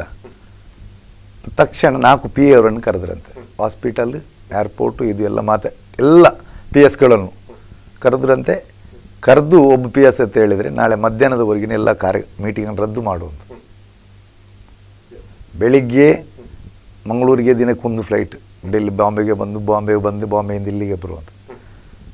ಪ್ರತಿ 1/4 ಗಂಟೆಗೆ ಫ್ಲೈಟ್ ಟೇಕಪ್ ಆಗುವವರೆಗೆ ಮಾಸ್ಟರ್ ಹತ್ರ ಮಾತಾಡ್ತಾ ಇದ್ರಂತೆ. ಏರ್ಪೋರ್ಟ್ಗೆ ಸಹ ತನ್ನ PS ಅನ್ನು ಕರೆಸಿ ಮಧ್ಯಾಹ್ನದವರೆಗೆ ಏನು ಆ ಒಂದು ಇಲ್ಲಿ ಮಂಗಳೂರಿಗೆ ಬಂದು ಮುಟ್ಟಿ ಅವರಿಗೆ ಫೋನ್ ಹೋಗುವವರೆಗೆ ತನ್ನ ಕಚೇರಿಯಲ್ಲಿ ಒಬ್ಬ ಮಿನಿಸ್ಟ್ರು ತನ್ನ ಮಾನವೀಯ ಮೌಲ್ಯಗಳನ್ನು ತೋರಿಸಿಕೊಂಡು ಅದಕ್ಕಾಗಿ ಮೀಸಲಿಟ್ಟಿದ್ದಾರೆ ಅಂತ. ಇದು ಅವರ ಹೃದಯ ಒಬ್ಬ ಮನುಷ್ಯನ ಏನು ಹೇಳ್ತದೆ ಅಂತ. ಅದನ್ನು ನಾವು ಸಂಸ್ಥೆ ಮಾಡುವಾಗಲೂ ಅವರ ಹತ್ರ ಹೋಗಿ ಹೇಳುವಾಗ ನಮಗೆ ತುಂಬ ಬೆನ್ನು ತಟ್ಟಿ, ನಮ್ಮ ಸಂಸ್ಥೆಯ ಒಂದು ಸಂಸ್ಥಾಪನೆ ಅದನ್ನು ಉಲ್ಲೇಖ ಮಾಡಿದರೆ ಇಲ್ಲಿ. ಆದರೂ ನಾನು ಹೇಳುವುದು ಇದನ್ನೆಲ್ಲ ನೋಡಿ, ಅವರು ಅಂತ ಎಷ್ಟೋ ಸಾವಿರಾನು ಗಟ್ಟಲೆ ಕೆಲಸವನ್ನು ಮಾಡಿದ್ದಾರೆ. ಅದು ಇನ್ನೊಬ್ಬರಿಂದ ಕೇಳುವಾಗ ಗೊತ್ತು. ಸಾಲ ಮೇಲೆ ಮಾಡುವಾಗ ನಾವು ಹೇಳ್ಬೋದು ಈಗಿನವರು, ಆವಾಗ 5,000 ಅಂತ ಹೇಳಿದರೆ, ಆವಾಗ 50,000 ಅಂತ ಹೇಳಿದರೆ ಎಷ್ಟು ದೊಡ್ಡದಿರ್ಬೋದಿತ್ತು. ಆವಾಗ ಕೂಲಿ 5 ರೂಪಾಯಿ 6 ರೂಪಾಯಿ ಕೂಲಿ ಸಿಗುವಂಥ ಕಾಲದಲ್ಲಿ 5,000 ಲೋನ್ ಕೊಡುವಾಗ ಎಷ್ಟೋ ಜನ ಈವಾಗಲೂ ಹೇಳ್ತಾರೆ, ಅದನ್ನು ಕಣ್ಣೀರು ಹಾಕುವವರಿದ್ದಾರೆ. ಅದರಿಂದ ಎಷ್ಟೋ ಸಮಾಜದಲ್ಲಿ ಎಷ್ಟೋ ಸಂಸಾರಗಳು ಎಷ್ಟೋ ಮೇಲಕ್ಕೆ ಏರಿದೆ. ಅದನ್ನೆಲ್ಲ ಈಗಿನ ಪೀಳಿ ಆತ್ಮಕಥನ ಯಾವುದೇ ಸಾಧಕರದು, ನಾನು ಜನಾರ್ದನ ಪೂಜಾರಿ ಅವರು ಅಂತ, ಸಾಧಕರದು ಆತ್ಮಕಥನಗಳು ಬೇಕು, ಅವರ ಆತ್ಮಚರಿತ್ರೆಗಳು ಬೇಕು. ಮುಂದಿನ ಪೀಳಿಗೆಗೆ ಲೈಬ್ರರಿಯಲ್ಲಿ ಇಂಥ ಮನುಷ್ಯರ ಜೀವನ ಶೈಲಿ ಹೀಗಿತ್ತು, ತನಗೆ ಎಷ್ಟೇ ದೊಡ್ಡ ಹುದ್ದೆ ಹೋದ್ರೂ ತನ್ನ ಮೌಲ್ಯಗಳನ್ನು ಮಾರಲಿಲ್ಲ, ತನ್ನ ಆತ್ಮವಿಶ್ವಾಸವನ್ನು ಕಳ್ಕೊಳ್ಳಿಲ್ಲ. ರಾಜಕೀಯ ಇಲ್ಲದ್ರೂ ತೊಂದರೆ ಇಲ್ಲ, ಎಲ್ಲ ರಾಜಕೀಯದಲ್ಲಿದ್ದು ಸಮಾಜ ಪರಿವರ್ತನೆಗೆ ಸಹ ಹೋಗಿದ್ದಾರೆ. ಕೇವಲ ಚುನಾವಣೆ ಓಟಿಗಾಗಿ ಮಾತ್ರ ಅಲ್ಲ, ಸಮಾಜದ ಒಳಿತಿಗಾಗಿ ಮಾಡುವಾಗ ನಮಗೆ ಅದರಲ್ಲಿ ಚುನಾವಣೆಯಲ್ಲಿ ಸಮಸ್ಯೆ ಆದರೂ ತೊಂದರೆ ಇಲ್ಲ, ಆದರೆ ನಾನು ಪರಿವರ್ತನೆ ಮಾಡ್ತೇನೆ ಅಂತ ಹೇಳುವ ದಿಟ್ಟ ಹೆಜ್ಜೆ ಉಂಟಲ್ಲ, ಈ ನಿಲುವುಗಳು ಯಾವ ಜೀವನದಲ್ಲಿದ್ದರೂ ಅದು ಬೇಕು. ಯಾಕೆಂತ ಹೇಳಿದರೆ ನಮ್ಮ ಸಮಾಜ ಮೌಲ್ಯಾಧಾರಿತ ಸಮಾಜ ಆಗಬೇಕಾದ್ರೆ ಇಂಥವರ ನೆನಪುಗಳನ್ನು ನಾವು ಅಧ್ಯಯನ ಮಾಡಲೇಬೇಕು. ಯಾಕೆಂತ ಹೇಳಿದ್ರೆ ನನಗೆ ಅವರ ಜೀವನದ 70% ನಾನು ತಿಳ್ಕೊಂಡಿದ್ದೇನೆ. ಯಾಕೆಂತ ಹೇಳಿದ್ರೆ ನನಗೆ ಅವರದ್ದು ಕ್ಯೂರಿಯಾಸಿಟಿ, ನನಗೆ ಅವರಂತಲ್ಲ ಅನೇಕ ಮುಖಂಡರುಗಳು, ನಾನು ನಮ್ಮ ಶ್ರೀನಿವಾಸ್ ಮಲ್ರಿಂದ ಹಿಡಿದು ಮೊಯ್ಲಿ ಅಥವಾ ಬೇರೆ ಪಾರ್ಟಿಯವರು, ನಾನು ಬೇರೆ ಪಾರ್ಟಿಯವರು ಸಹ ಕ್ವಾಲಿಟಿಯನ್ನು, ಯಾಕೆಂತ ಹೇಳಿದರೆ ಮೌಲ್ಯಗಳು ಬೇಕು, ರಾಜಕೀಯ ವೃದ್ಧಿ ಆಗಬೇಕು. ಇದರಲ್ಲಿ ಈ ಪುಸ್ತಕದಲ್ಲಿ ಎಲ್ಲವನ್ನು ಹೇಳಿದ ನಂತರ ಲಾಸ್ಟಿಗೆ ಎರಡು ಪ್ಯಾರವನ್ನು ಹೇಳ್ತಾರೆ ನೆಕ್ಸ್ಟ್ ಜನ್ರೇಷನ್ಗೆ. ಅಂದರೆ ನೀವು ಜೀವನದಲ್ಲಿ ನಿಮ್ಮ ಮೌಲ್ಯಗಳನ್ನು ಬಿಟ್ಟು ಬದುಕಬಾರ್ದು. ಅದೇ ನನಗೆ ಆಗ್ತದೆ ಅಂತ ಹೇಳಿ, ನಾನೇ ಅಂತ ಹೇಳಿ ಇವತ್ತು ಅಹಂಕಾರದಿಂದ ಮೆರೆಯಬೇಡಿ. ನಾಳೆ ಒಂದು ದಿನ ಬರ್ತದೆ, ನಮ್ಮ ಮೌಲ್ಯಗಳನ್ನು ಇಟ್ಕೊಂಡು ನಾವು ಬದುಕುವುದನ್ನು, ಯಾಕೆಂದರೆ ನಮ್ಮ ಹಿರಿಯವರು ಹೇಳಿದಾರಂತೆ, ಸತ್ತು ಬದುಕಬೇಕಂತೆ, ನಾವು ಬದುಕಿ ಸಾಯಬಾರ್ದಂತೆ. ಸೇಮ್ ಅಂಥದೇ ಉಲ್ಲೇಖವನ್ನು ಇದರಲ್ಲಿ ಮಾಡಿದೆ. ಇದರಲ್ಲಿ ಉಲ್ಲೇಖ ದೇವೇಂದ್ರ ಅವರು ಹೇಳಿದ ಹಾಗೆ ಬಸವಣ್ಣನಿಂದ ಹಿಡಿದು ನಮ್ಮ ವಿವೇಕಾನಂದರದು ಎಲ್ಲರ ಕೆಲವು ವರ್ಡ್ಗಳನ್ನು ಅಲ್ಲಿ ಅಚ್ಚಳಿಗೆ ಬಿರುವಾಗಿದೆ, ನಾರಾಯಣ ಗುರುಗಳದ್ದು ಎಲ್ಲ. ಇದು ಏನು ಅಂತ ಹೇಳಿದರೆ, ಇಂಥ ಆತ್ಮಕಥನವನ್ನು ಈಗ ನೋಡಿ, ನಾರಾಯಣ ಗುರುಸ್ವಾಮಿಯವರ ಏನು ತತ್ವ ಸಿದ್ಧಾಂತದಿಂದ ಜನಾರ್ದನ ಪೂಜಾರಿಯವರ ಮನ ಪರಿವರ್ತನೆ ಆಗಿ ಸಮಾಜದಲ್ಲಿ ಪರಿವರ್ತನೆ ತರಬೇಕು ಅಂತ ಹೇಳುವುದಿದೆ. ಇವರ ಆತ್ಮಕಥನವನ್ನು ಓದಿದಂಥ ಒಬ್ಬ ಹುಡುಗ 1000ದಲ್ಲೊಬ್ಬನೋ 1,00,000ದಲ್ಲೊಬ್ಬನೋ ಒಂದು ಆತ್ಮವಿಶ್ವಾಸವನ್ನು ಬೆಳೆಸಿಕೊಂಡು ಸಮಾಜದಲ್ಲಿ ಇನ್ನೂ ಪರಿವರ್ತನೆ ಮಾಡಲಿಕ್ಕೆ ಅವಕಾಶಗಳಿರ್ತದೆ. ನಾವು ತಂದೆಯ ದಾರಿಯಲ್ಲಿ ಮಗ ನಡೆದಿದಂತೆ, ಮುಖಂಡರ ದಾರಿಯಲ್ಲಿ ಸಣ್ಣ ಏನು ಕಾರ್ಯಕರ್ತರು ನಡೀತಾರೆ. ಆದ್ದರಿಂದ ಮುಖಂಡನೇ ಸರಿಯಾಗಿ ನಡೆದರೆ ಅದನ್ನು ಆ ಮೌಲ್ಯಗಳು ಸಮಾಜದ ಅಭಿವೃದ್ಧಿ, ಸಮಾಜದ ಬೆಳವಣಿಗೆಗೆ ಪೂರಕವಾಗ್ತದೆ. ಇವರು ಹೇಳುವಾಗ ಈ ಮಾತಿಗೆ ಒಂದು ಅರ್ಥ ಬರುತ್ತೆ. ಯಾಕಂದ್ರೆ ಈ ಹಿಂದೆ ಇಂದಿರಾ ಗಾಂಧಿ ಅವರು ಕರೆ ಮಾಡಿದ್ರು, ಆ ಒಂದು ರಾಜಕೀಯ ಪ್ರವೇಶಕ್ಕೆ ಒಂದು ಓಲೈಕೆಯನ್ನು ನೀಡಿದ್ರು, ಕರೆ ಮಾಡಿದ್ದ ಆ ಸಂದರ್ಭದಲ್ಲಿ. ಇವರನ್ನು ಗುರುತಿಸಬೇಕಾದ್ರೆ ತಾನು ಸರಿಯಾಗಿದ್ರೆ ಮತ್ತೊಬ್ಬರನ್ನು ಗುರುತಿಸಲಿಕ್ಕೆ ಸಾಧ್ಯ ಆಗತ್ತೆ. ನಾನು ಬಹಳಷ್ಟು ಹಿಂದಿನ ವಿಚಾರಗಳನ್ನು ಮಾತಾಡುವಾಗ ನಾನು ಪಠ್ಯಪುಸ್ತಕಗಳಲ್ಲಿ ಇಂಥದ್ರಲ್ಲೇ ಓದಿತ್ತು. ಯಾಕಂದ್ರೆ ಇಂದಿರಾ ಗಾಂಧಿ ಅವರ ಆ ದಕ್ಷತೆ, ಆ ಕಾರ್ಯವೈಖರಿಗಳನ್ನೆಲ್ಲವೂ ಕೂಡ ಹೊಗಳ್ತಾ ಇದ್ರು. ಯಾಕೆ ಹೊಗಳ್ತಾ ಇದ್ರು ಅಂತ ಹೇಳಿದ್ರೆ, ಹಾಗಾದ್ರೆ ಇದೇ ಒಂದು ಕಾರಣ ಆಗಿರ್ಬೋದಾ? ಯಾಕಂದ್ರೆ ನಾವು ಒಳ್ಳೆಯವರಾದ್ರೆ ಮಾತ್ರ ಒಳ್ಳೆಯವರನ್ನ ಅಲ್ಲಿ ಚಾಯ್ಸ್ ಮಾಡ್ಲಿಕ್ಕೆ ಆಗತ್ತೆ. ಹಾಗೇನೆ ಜನಾರ್ದನ ಪೂಜಾರಿ ಅವರ ವ್ಯಕ್ತಿತ್ವವನ್ನು ಒಪ್ಕೊಂಡಿದ್ರು ಇಂದಿರಾ ಗಾಂಧಿ ಅವರು, ಆದ್ರಿಂದ ಅವರು ಬಹಳಷ್ಟು ಅಚ್ಚುಮೆಚ್ಚಾಗಿದ್ರ ಅಂತ. ನಾವು ವಿರೋಧಿಸಬೇಕೆಂಬ ದೃಷ್ಟಿಕೋನದಲ್ಲಿ ನಾನು ಈ ವಿರೋಧವನ್ನು ಮಾತಾಡ್ತಾ ಇಲ್ಲ. ನೇರ ವಿಚಾರವನ್ನು ನೇರವಾಗಿ ಮಾತಾಡುವಂಥ ಪ್ರಕ್ರಿಯೆ ನಮ್ಮಲ್ಲಿದ್ರೆ ಅದು ತುಂಬ ಉತ್ತಮ. ಈಗ ಮಿತ್ರರು ಹೇಳಿದಾಗೆ ನಾನು ಇಂದಿರಾಜಿಯವರ ಎಲ್ಲ ವಿಚಾರಗಳನ್ನು ಒಪ್ಪಿಕೊಳ್ತೇನೆ ಮತ್ತು ಅಂಥದ್ದಲ್ಲ. ಆ ಒಂದು ಸ್ತ್ರೀಯಾಗಿ ಅವರ ಧೈರ್ಯ, ಆ ಒಂದು ಆಡಳಿತ ಚಾತುರ್ಯತೆಯನ್ನು ನಾನು ಒಪ್ಪಿಕೊಳ್ತೇನೆ. ಆದರೆ ಕೆಲವೊಂದು ವಿಚಾರಗಳಲ್ಲಿ 100ರಲ್ಲಿ 60% ಅವರಲ್ಲಿ ವಿರೋಧವನ್ನು ನಾನು ಕಂಡವ. ಅನೇಕ ವಿಚಾರಗಳು ಇನ್ನು 40% ವಿಚಾರ ಒಳ್ಳೆಯದೆ. ಯಾಕಂದ್ರೆ ಸಹಜವಾಗಿ ಮನುಷ್ಯ ಪ್ರಕ್ರಿಯೆ ಅಂತ ಹೇಳ್ಬೋದು. ಜನಾರ್ದನ್ ಪೂಜಾರಿ ಅವರಲ್ಲೇ ಆ ಒಂದು ಶ್ರೇಷ್ಠತೆಯನ್ನ ಕಂಡು ಅವರನ್ನ ಕರೆದಿರ್ಬೋದು, ಅಥವಾ ಆ ಸಮಯದಲ್ಲಿ ಪಕ್ಷಕ್ಕೆ ಅನಿವಾರ್ಯ, ಪಕ್ಷಕ್ಕೊಬ್ಬ ವ್ಯಕ್ತಿ ಬೇಕು, ಇಂಥದ್ದು ಪಕ್ಷವನ್ನು ಮುನ್ನಡೆಸಲಿಕ್ಕೆ ಒಬ್ಬ ಯೋಗ್ಯ ವ್ಯಕ್ತಿ ಬೇಕು ಎಂಬ ದೃಷ್ಟಿಕೋನದಲ್ಲಿ ಕರೆದಿರಲೂಬಹುದು. ಏಕೆಂದರೆ ಜನಾರ್ದನ್ ಪೂಜಾರಿ ಅವರ ಏನು ಮೇರು ವ್ಯಕ್ತಿತ್ವ ಇದೆ. ಈಗ ಇನ್ನೊಂದು ಮಾತನ್ನು ಹೇಳಬೇಕಂತ ಆದರೆ, ಎಲ್ಲ ಒಂದು ಕಡೆಯಲ್ಲಿ ನಾನು ಜನಾರ್ದನ್ ಪೂಜಾರಿ ಈ ವಿಚಾರದಲ್ಲಿ ನಾನು ಅವ್ರನ್ನ ವಿರೋಧ ಮಾಡಿಕೊಂಡಿದ್ದವ. ಅವರ ಓಲೈಕೆ, ಅಲ್ಪಸಂಖ್ಯಾತ ಓಲೈಕೆಯನ್ನು ನಾನು ವಿರೋಧಿಸಿಕೊಂಡು ಬಂದವ. ಸಮಾಜದಲ್ಲಿ ಎಲ್ಲರನ್ನ ಒಂದೇ ದೃಷ್ಟಿಯಲ್ಲಿ ನೋಡಬೇಕು ಅಂತ ನಾನು ಪರಿಭಾವಿಸ್ಕೊಂಡು ಬಂದವನು. ಯಾಕೆಂದರೆ ಮುಸ್ಲಿಮರೇ ಇರ್ಬೋದು, ಕ್ರಿಶ್ಚಿಯನ್ರೇ ಇರ್ಬೋದು, ಹಿಂದೂಗಳೇ ಇರ್ಬೋದು, ಪ್ರಜಾಪ್ರಭುತ್ವ ದೇಶ.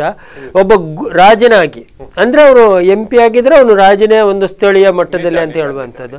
ಈ ರಾಜನಾಗಿ ಎಲ್ಲ ಪ್ರಜೆಗಳನ್ನು ಸಮಾನವಾಗಿ, ಅಲ್ಲಿ ಒಂದು ಕಡೆಯಲ್ಲಿ ಅವರು, ಎಲ್ಲ ಒಂದು ಕಡೆಯಲ್ಲಿ, ಅದೆಲ್ಲವೂ ಏನು ವಿರೋಧ ಇದಕ್ಕೆ ಅದು ತಪ್ಪು ಅಂತ ನಾನು ಪೂಜಾರಿ ಅವರಲ್ಲೇ ಕಂಡವನು. ಆದರೆ ಬೇರೆ ಕೆಲವು ವಿಚಾರಗಳನ್ನ ತುಲನಾತ್ಮಕವಾಗಿ ಇದನ್ನು ತುಲನೆಯನ್ನು ಮಾಡಿದಾಗ ಅದು ನಗಣ್ಯ ಅನ್ನಿಸ್ತದೆ ನನಗೆ. ಅಲ್ಲ, ಯಾಕೆಂದ್ರೆ ಅದು ರಾಜಕೀಯದ ಆಗಿನ ವ್ಯವಸ್ಥೆಗೆ ಅದು ಅನಿವಾರ್ಯವಾ, ಹೌದಾ ಅನ್ನೋ ಪ್ರಶ್ನೆ. ಯಾಕೆಂದ್ರೆ ಇವತ್ತು ನಾನು ಪ್ರಸ್ತುತ ರಾಜಕೀಯ ಬಗ್ಗೆ ಮಾತಾಡೋದಲ್ಲ, ಆದರೂ ಇವತ್ತು ಮಾತಾಡುವಂಥ ಪರಿಸ್ಥಿತಿ ಬಂದಿರೋದನ್ನು ಮಾತಾಡಬೇಕಾಗುತ್ತೆ. ಇವತ್ತು ಒಂದು ಕಡೆಯಲ್ಲಿ ಆವತ್ತಿನ ಆ ಏನು ತುಷ್ಟೀಕರಣದ ರಾಜಕಾರಣಕ್ಕಿಂತ 100% ಇವತ್ತು ರಾಜಕಾರಣ ತುಷ್ಟೀಕರಣ ಆಗಿದೆ. ಯಾರೋ ಯಾರನ್ನ ಹೇಳಿಕೊಂಡು ವಿರೋಧ ಮಾಡಿಕೊಂಡ್ರೆ, ಯಾರನ್ನ ಉಪಯೋಗಿಸ್ಕೊಂಡು ಬಳಸಿಕೊಂಡು ಅಧಿಕಾರಕ್ಕೆ ಮಟ್ಟಕ್ಕೆ ಏರಿದ್ರ, ಅವರೇ ಇವತ್ತು ತುಷ್ಟೀಕರಣದ ಪರಮಾದಿಯಲ್ಲಿ ಕೂತುಕೊಂಡು ಜನರನ್ನು ತುಷ್ಟೀಕರಣದ. ಯಾಕೆಂದ್ರೆ ಒಂದು ವರ್ಗ ಇದು ಯಾವುದು ಇದನ್ನು ನೋಡಿದ್ರೆ, ವ್ಯತ್ಯಾಸಗಳನ್ನು ನೋಡಿದ್ರೆ ಕಂಪ್ಯಾರಿಟಿವ್ ನಾವು ಆವತ್ತು ಜನಾರ್ದನ್ ಪೂಜಾರಿ ಅವರು ಮಾಡಿದ್ದೇನು ದೊಡ್ಡದೇನಲ್ಲ. ಯಾಕೆಂದ್ರೆ ಅವತ್ತು ಹೇಳ್ತಾ ಇದ್ರು ಜನರು, ಎಲ್ಲಾದ್ರೂ ನಮಾಜ್ ಆದ ಕೂಡಲೇ ಜನಾರ್ದನ್ ಪೂಜಾರಿ ಭಾಷಣ ನಿಲ್ಲಿಸ್ತಾ ಇದ್ರು, ಏನು ಅವರೇನು ಮುಸಲ್ಮಾನರಿಗೆ ಈ ತರದ ಶಬ್ದಗಳು ಬರ್ತಾ ಇತ್ತು. ಆವಾಗಿನ ದಿನಗಳಲ್ಲಿ ನಮಗೌದು ಅನಿಸ್ತೈತಿ, ಇವ್ರಿಗೆ ಏನಪ್ಪ ಇವರು ಈ ತರ ಮಾಡ್ತಾ ಇದ್ರಲ್ಲ, ಇವ್ರಿಗೇನು ಬೇರೆ ಕೆಲಸಗಳಿಲ್ವಾ, ಈ ತರದ ಅಲ್ಲಲ್ಲ, ಇದು ಸಹಜವಾಗಿ ಬಂದಿರುವಂತದ್ದು.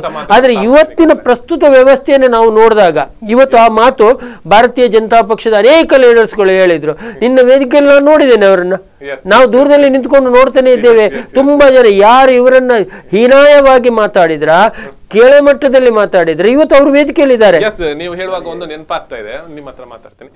ಟ್ರಂಪ್ ಕಾರ್ಡ್ ಅನ್ನುವಂಥದ್ದು, ಈಗ ಜನಾರ್ದನ ಪೂಜಾರಿ ಅವರ ಟ್ರಂಪ್ ಕಾರ್ಡ್ ಅನ್ನು ಬಿಜೆಪಿ ಬಳಸ್ತಾ ಇದೆಯಾ? ಎಸ್, ಬಿಜೆಪಿ ಅವರು ಟ್ರಂಪ್ ಕಾರ್ಡ್ ಅನ್ನು ಬಳಸ್ತಾ ಇದ್ದಾರಾ? ಕಾಂಗ್ರೆಸ್ಸಿಗೆ ಒಂದು ಕಡೆಯಲ್ಲಿ ಸಿಗ್ಬಾರ್ದು.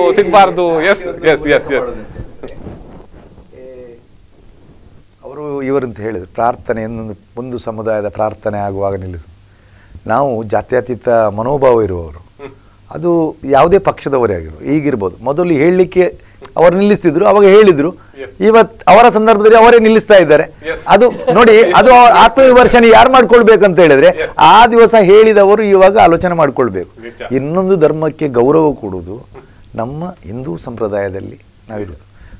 ಎಷ್ಟೇ ಓಲೈಕೆ ಮಾಡಲಿ, ಜನಾರ್ದನ ಪೂಜಾರಿ ನಾನು ಪ್ರಥಮತವಾಗಿ ಮಾತಾಡುವಾಗ ಅಂತ ಹೇಳಿರಿ, ಕುಟುಂಬದ ಯಜಮಾನನಾಗಿ ಮಾಡಿದಂಥ ಸಾಧನೆನೋ, ತನ್ನ ಬಾಲ್ಯದಲ್ಲಿ ನೊಂದವರ ಬಗ್ಗೆ ತಿಳ್ಕೊಂಡದ್ದು ಅವರಿಗೆ ಮಾಡುವಂಥ ಸಾಧನೆನೋ, ನಾರಾಯಣಗೌಡ ಸಿದ್ಧಾಂತವನ್ನು ಒಪ್ಪುಕೊಂಡು ಮಾಡುವಂಥ ಸಾಧನೆನೋ, ಅಥವಾ ತನ್ನ ಸಮಾಜ ಏನು ಅಸ್ಪರ್ಶ ಸಮಾಜದ ರೈತಿ ಇತ್ತು ಆ ಸಮಾಜವನ್ನು ಬೆಳೆಸಬೇಕು, ನಾರಾಯಣ ಗುರುಗಳ ಏನು ಸ್ಥಾಪಿಸಿದಂಥ ಕುದ್ರೋಳಿ ದೇವಸ್ಥಾನವನ್ನು ಒಂದು ಈ ವಿಶ್ವ ದರ್ಜೆಯ ದೇವಸ್ಥಾನವಾಗಿ ಎಲ್ಲರೂ ನೋಡುವಂತಾಗಬೇಕು, ಎಲ್ಲ ಜಾತಿ ಧರ್ಮದ ಬಾಂಧವರು, ಎಲ್ಲ ಈ ಸಮಾಜದಲ್ಲಿರುವಂಥ ಎಲ್ಲ ಭಾರತೀಯರು ಬರಬೇಕು ಅಂತ ಹೇಳುವಂಥ ನಿಟ್ಟಿನಲ್ಲಿ ಮಾಡಿದಂಥ ಕಾರ್ಯಕ್ರಮಗಳು ಸಮಾಜ ಪರಿವರ್ತನೆ. ಅಂದರೆ ಇದನ್ನು ಬೇರೆ ಬೇರೆ ಮಗುಲಲ್ಲಿ, ಯಾಕೆಂತ ಹೇಳಿದರೆ ಜನಾರ್ದನ ಪೂಜಾರಿಯವರು ಇಷ್ಟರವರೆಗೆ ಸಮಾಜ ಮಾತಾಡಿದ್ದೇನಂತ ಹೇಳಿದರೆ 77ರಿಂದ 2017ರವರೆಗೆ ಕೇವಲ ರಾಜಕೀಯದ ಒಬ್ಬ ವ್ಯಕ್ತಿಯಾಗಿಯೇ ಪರಿಗಣಿಸಿದ್ದಾರೆ. ನಾನು ಹೇಳುವುದು ಹಾಗೆಲ್ಲ, ಒಬ್ಬ ರಾಜಕೀಯ ವ್ಯಕ್ತಿ ಹತ್ರ ಸಹ ಅನೇಕ ಅವನ ಮನೋಕಾಮನೆಗಳಿವೆ, ಸಮಾಜ ಪರಿವರ್ತನೆ ಮಾಡಬೇಕಂತ ಉದ್ದೇಶಗಳಿವೆ.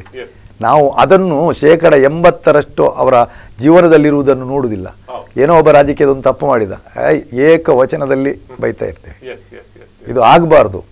ಆತ್ಮಕಥವನ್ನು ಓದಿದರೆ 80% ಅವನಿಗೆ ಇನ್ನೊಂದು ಜೀವನ ಇದೆ. ಕೇವಲ ರಾಜಕೀಯ ಹೇಳುವುದು ಒಂದು ವೇದಿಕೆ. ಇದು ಹೊಸ ಜನರೇಷನ್, ಇನ್ನು ಬರುವಂಥ ರಾಜಕೀಯ ಮಾಡುವಂಥ ಹೊಸ ಜನರೇಷನ್ ಏನಿದೆ ಅವರು ತಿಳ್ಕೊಳ್ಬೇಕು. ಯಾವಾಗಲೂ ಒಬ್ಬರನ್ನು ತುಚ್ಛ ಭಾವನೆಯಲ್ಲಿ ಅಥವಾ ಈ ಕೆಳಮಟ್ಟವರ ಭಾಷೆಯಲ್ಲಿ ಮಾತಾಡಬಾರ್ದು. ನಾವು ನಮ್ಮವರು ಅವರು ಹೇಗಿದ್ರು, ಅವರ ಜೀವನ ಹೇಗಿತ್ತು, ಅವರು ಈಗ ಇದರಲ್ಲಿ ಗೊತ್ತಾಗ್ತದೆ ಅವರು ಯಾವ ರೀತಿಯಲ್ಲಿ ಹಂತವಾಗಿ ಮೇಲೆ ಬಂದಿದ್ದಾರೆ. ಆದರೆ ಹಠ ಬಿಡಲಿಲ್ಲ. ನೋಡಿ, ಪರಿವರ್ತನೆ ದೇವಸ್ಥಾನದಲ್ಲಿ ಅಂಥದ್ದನ್ನು ಮಾಡಬಾರ್ದು ಅಂತ ಅವರ ಒಟ್ಟಿಗಿರುವವರು ಹೇಳಿದ್ರು, ಕೇಳಿಲ್ಲ. ಮಾಡಬೇಕು, ಯಾಕೆ ಆಗುವುದಿಲ್ಲ?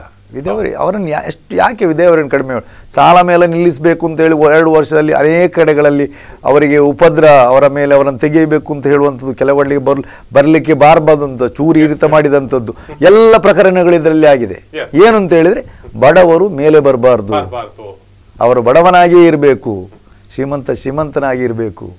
ಬ್ಯಾಂಕಿನ ಉಲ್ಲೇಖ ಮಾಡಿದ್ದಾರೆ. ಬ್ಯಾಂಕಿನ ಅಧಿಕಾರಿಗಳಲ್ಲಿ ಏನು ಅವರಿಗೆ ಸಮಸ್ಯೆ ಅಂತ ಹೇಳಿದ್ರೆ ಏನು ಅಲ್ಲಂತೆ. 10 ಗಂಟೆಗೆ ಆಫೀಸ್ಗೆ ಹೋಗಿದ್ರು, 4 ಗಂಟೆಗೆ ಮನೆಗೆ ಬರ್ತಿದ್ರಂತೆ. ಏನು ದೊಡ್ಡ ಶ್ರೀಮಂತರಿಗೆ 100 ಜನರಿಗೆ ಲೋನ್ ಕೊಟ್ಟು ಕೋಟ್ಯಾನುಗಟ್ಟಲೆ ಲೋನ್ ಕೊಟ್ಟು 100 ಫೈಲ್ ಎಂಟ್ರಿ ಮಾಡಿದ್ರೆ ಈ ಕಂಪ್ಯೂಟರ್ ಯುಗ ಅಲ್ಲಂತೆ. ಇವರು ಮಾಡುವಾಗ ಲಕ್ಷ ಕಟ್ಟಲೆ ಅಪ್ಲಿಕೇಶನ್ ಅದನ್ನು ಎಂಟ್ರಿ ಮಾಡಬೇಕು, ಅದರ ಡಾಕ್ಯುಮೆಂಟ್ ಫೈಲ್ ಮಾಡಬೇಕು. ಅವರಿಗೆ 8 ಗಂಟೆಯವರೆಗೆ ಕೆಲಸ ಇದ್ದಂತೆ. ಯೂನಿಯನ್ ಅದಕ್ಕಾಗಿ ಇವರಿಗೆ ಮೇಲೆ ಎಂಗೇಜ್ ಮಾಡಿದನ್ನು ತಪ್ಪು ಅಂತ ಅವರು ಸಹ ಹೇಳುವುದಿಲ್ಲ. ಆದರೆ ಅವರ ಕೆಲಸ ದ್ವಿಗುಣವಾಗುತ್ತಾ ಹೋಗಿತ್ತ ಅಂತ. ಅಂದ್ರೆ ಪ್ರತಿಯೊಬ್ಬನು ಅವನ ನೋವನ್ನು ಬೇರೆ ಬೇರೆ ರೀತಿಯಲ್ಲಿ ಇವರ ಮೇಲೆ ತೆಗೆದಿದ್ದಾರೆ. ಆದ್ರೂ ಅದರ ಮೆಟ್ಟಿ ಅಂತ ಹಠ ಬಿಡ್ಲಿಲ್ಲ ಅವರು. ಕೊನೆಯವರೆಗೂ ಆ ಹೋರಾಟವನ್ನು ಮುಂದುವರಿಸ್ತಾರೆ. ಅಲ್ಲ, ಒಂದು ಕಡೆಯಲ್ಲಿ ನಾನು ನಮ್ಮ ಮಿತ್ರರು ಹೇಳಿದಾಗೇನೆ ಪೂಜಾರಿ ಅವರನ್ನ ರಾಜಕೀಯದ ಟ್ರಂಪ್ ಕಾರ್ಡ್ ಆಗಿ ಬಳಸ್ಕೊಂಡ್ರು ಎಂಬುದನ್ನು ನಾನು ವಿಚಾರದ ಬಗ್ಗೆ ಮಾತಾಡೋಣ. ಎಸ್ ವೀಕ್ಷಕರಿಗೆ ಬಹಳಷ್ಟು ವಿಚಾರಗಳನ್ನು ಮಾತಾಡ್ಲಿಕ್ಕಿದೆ. ಅದಕ್ಕಿಂತ ಮೊದಲು ಒಂದು ಪುಟ್ಟ ವಿರಾಮ.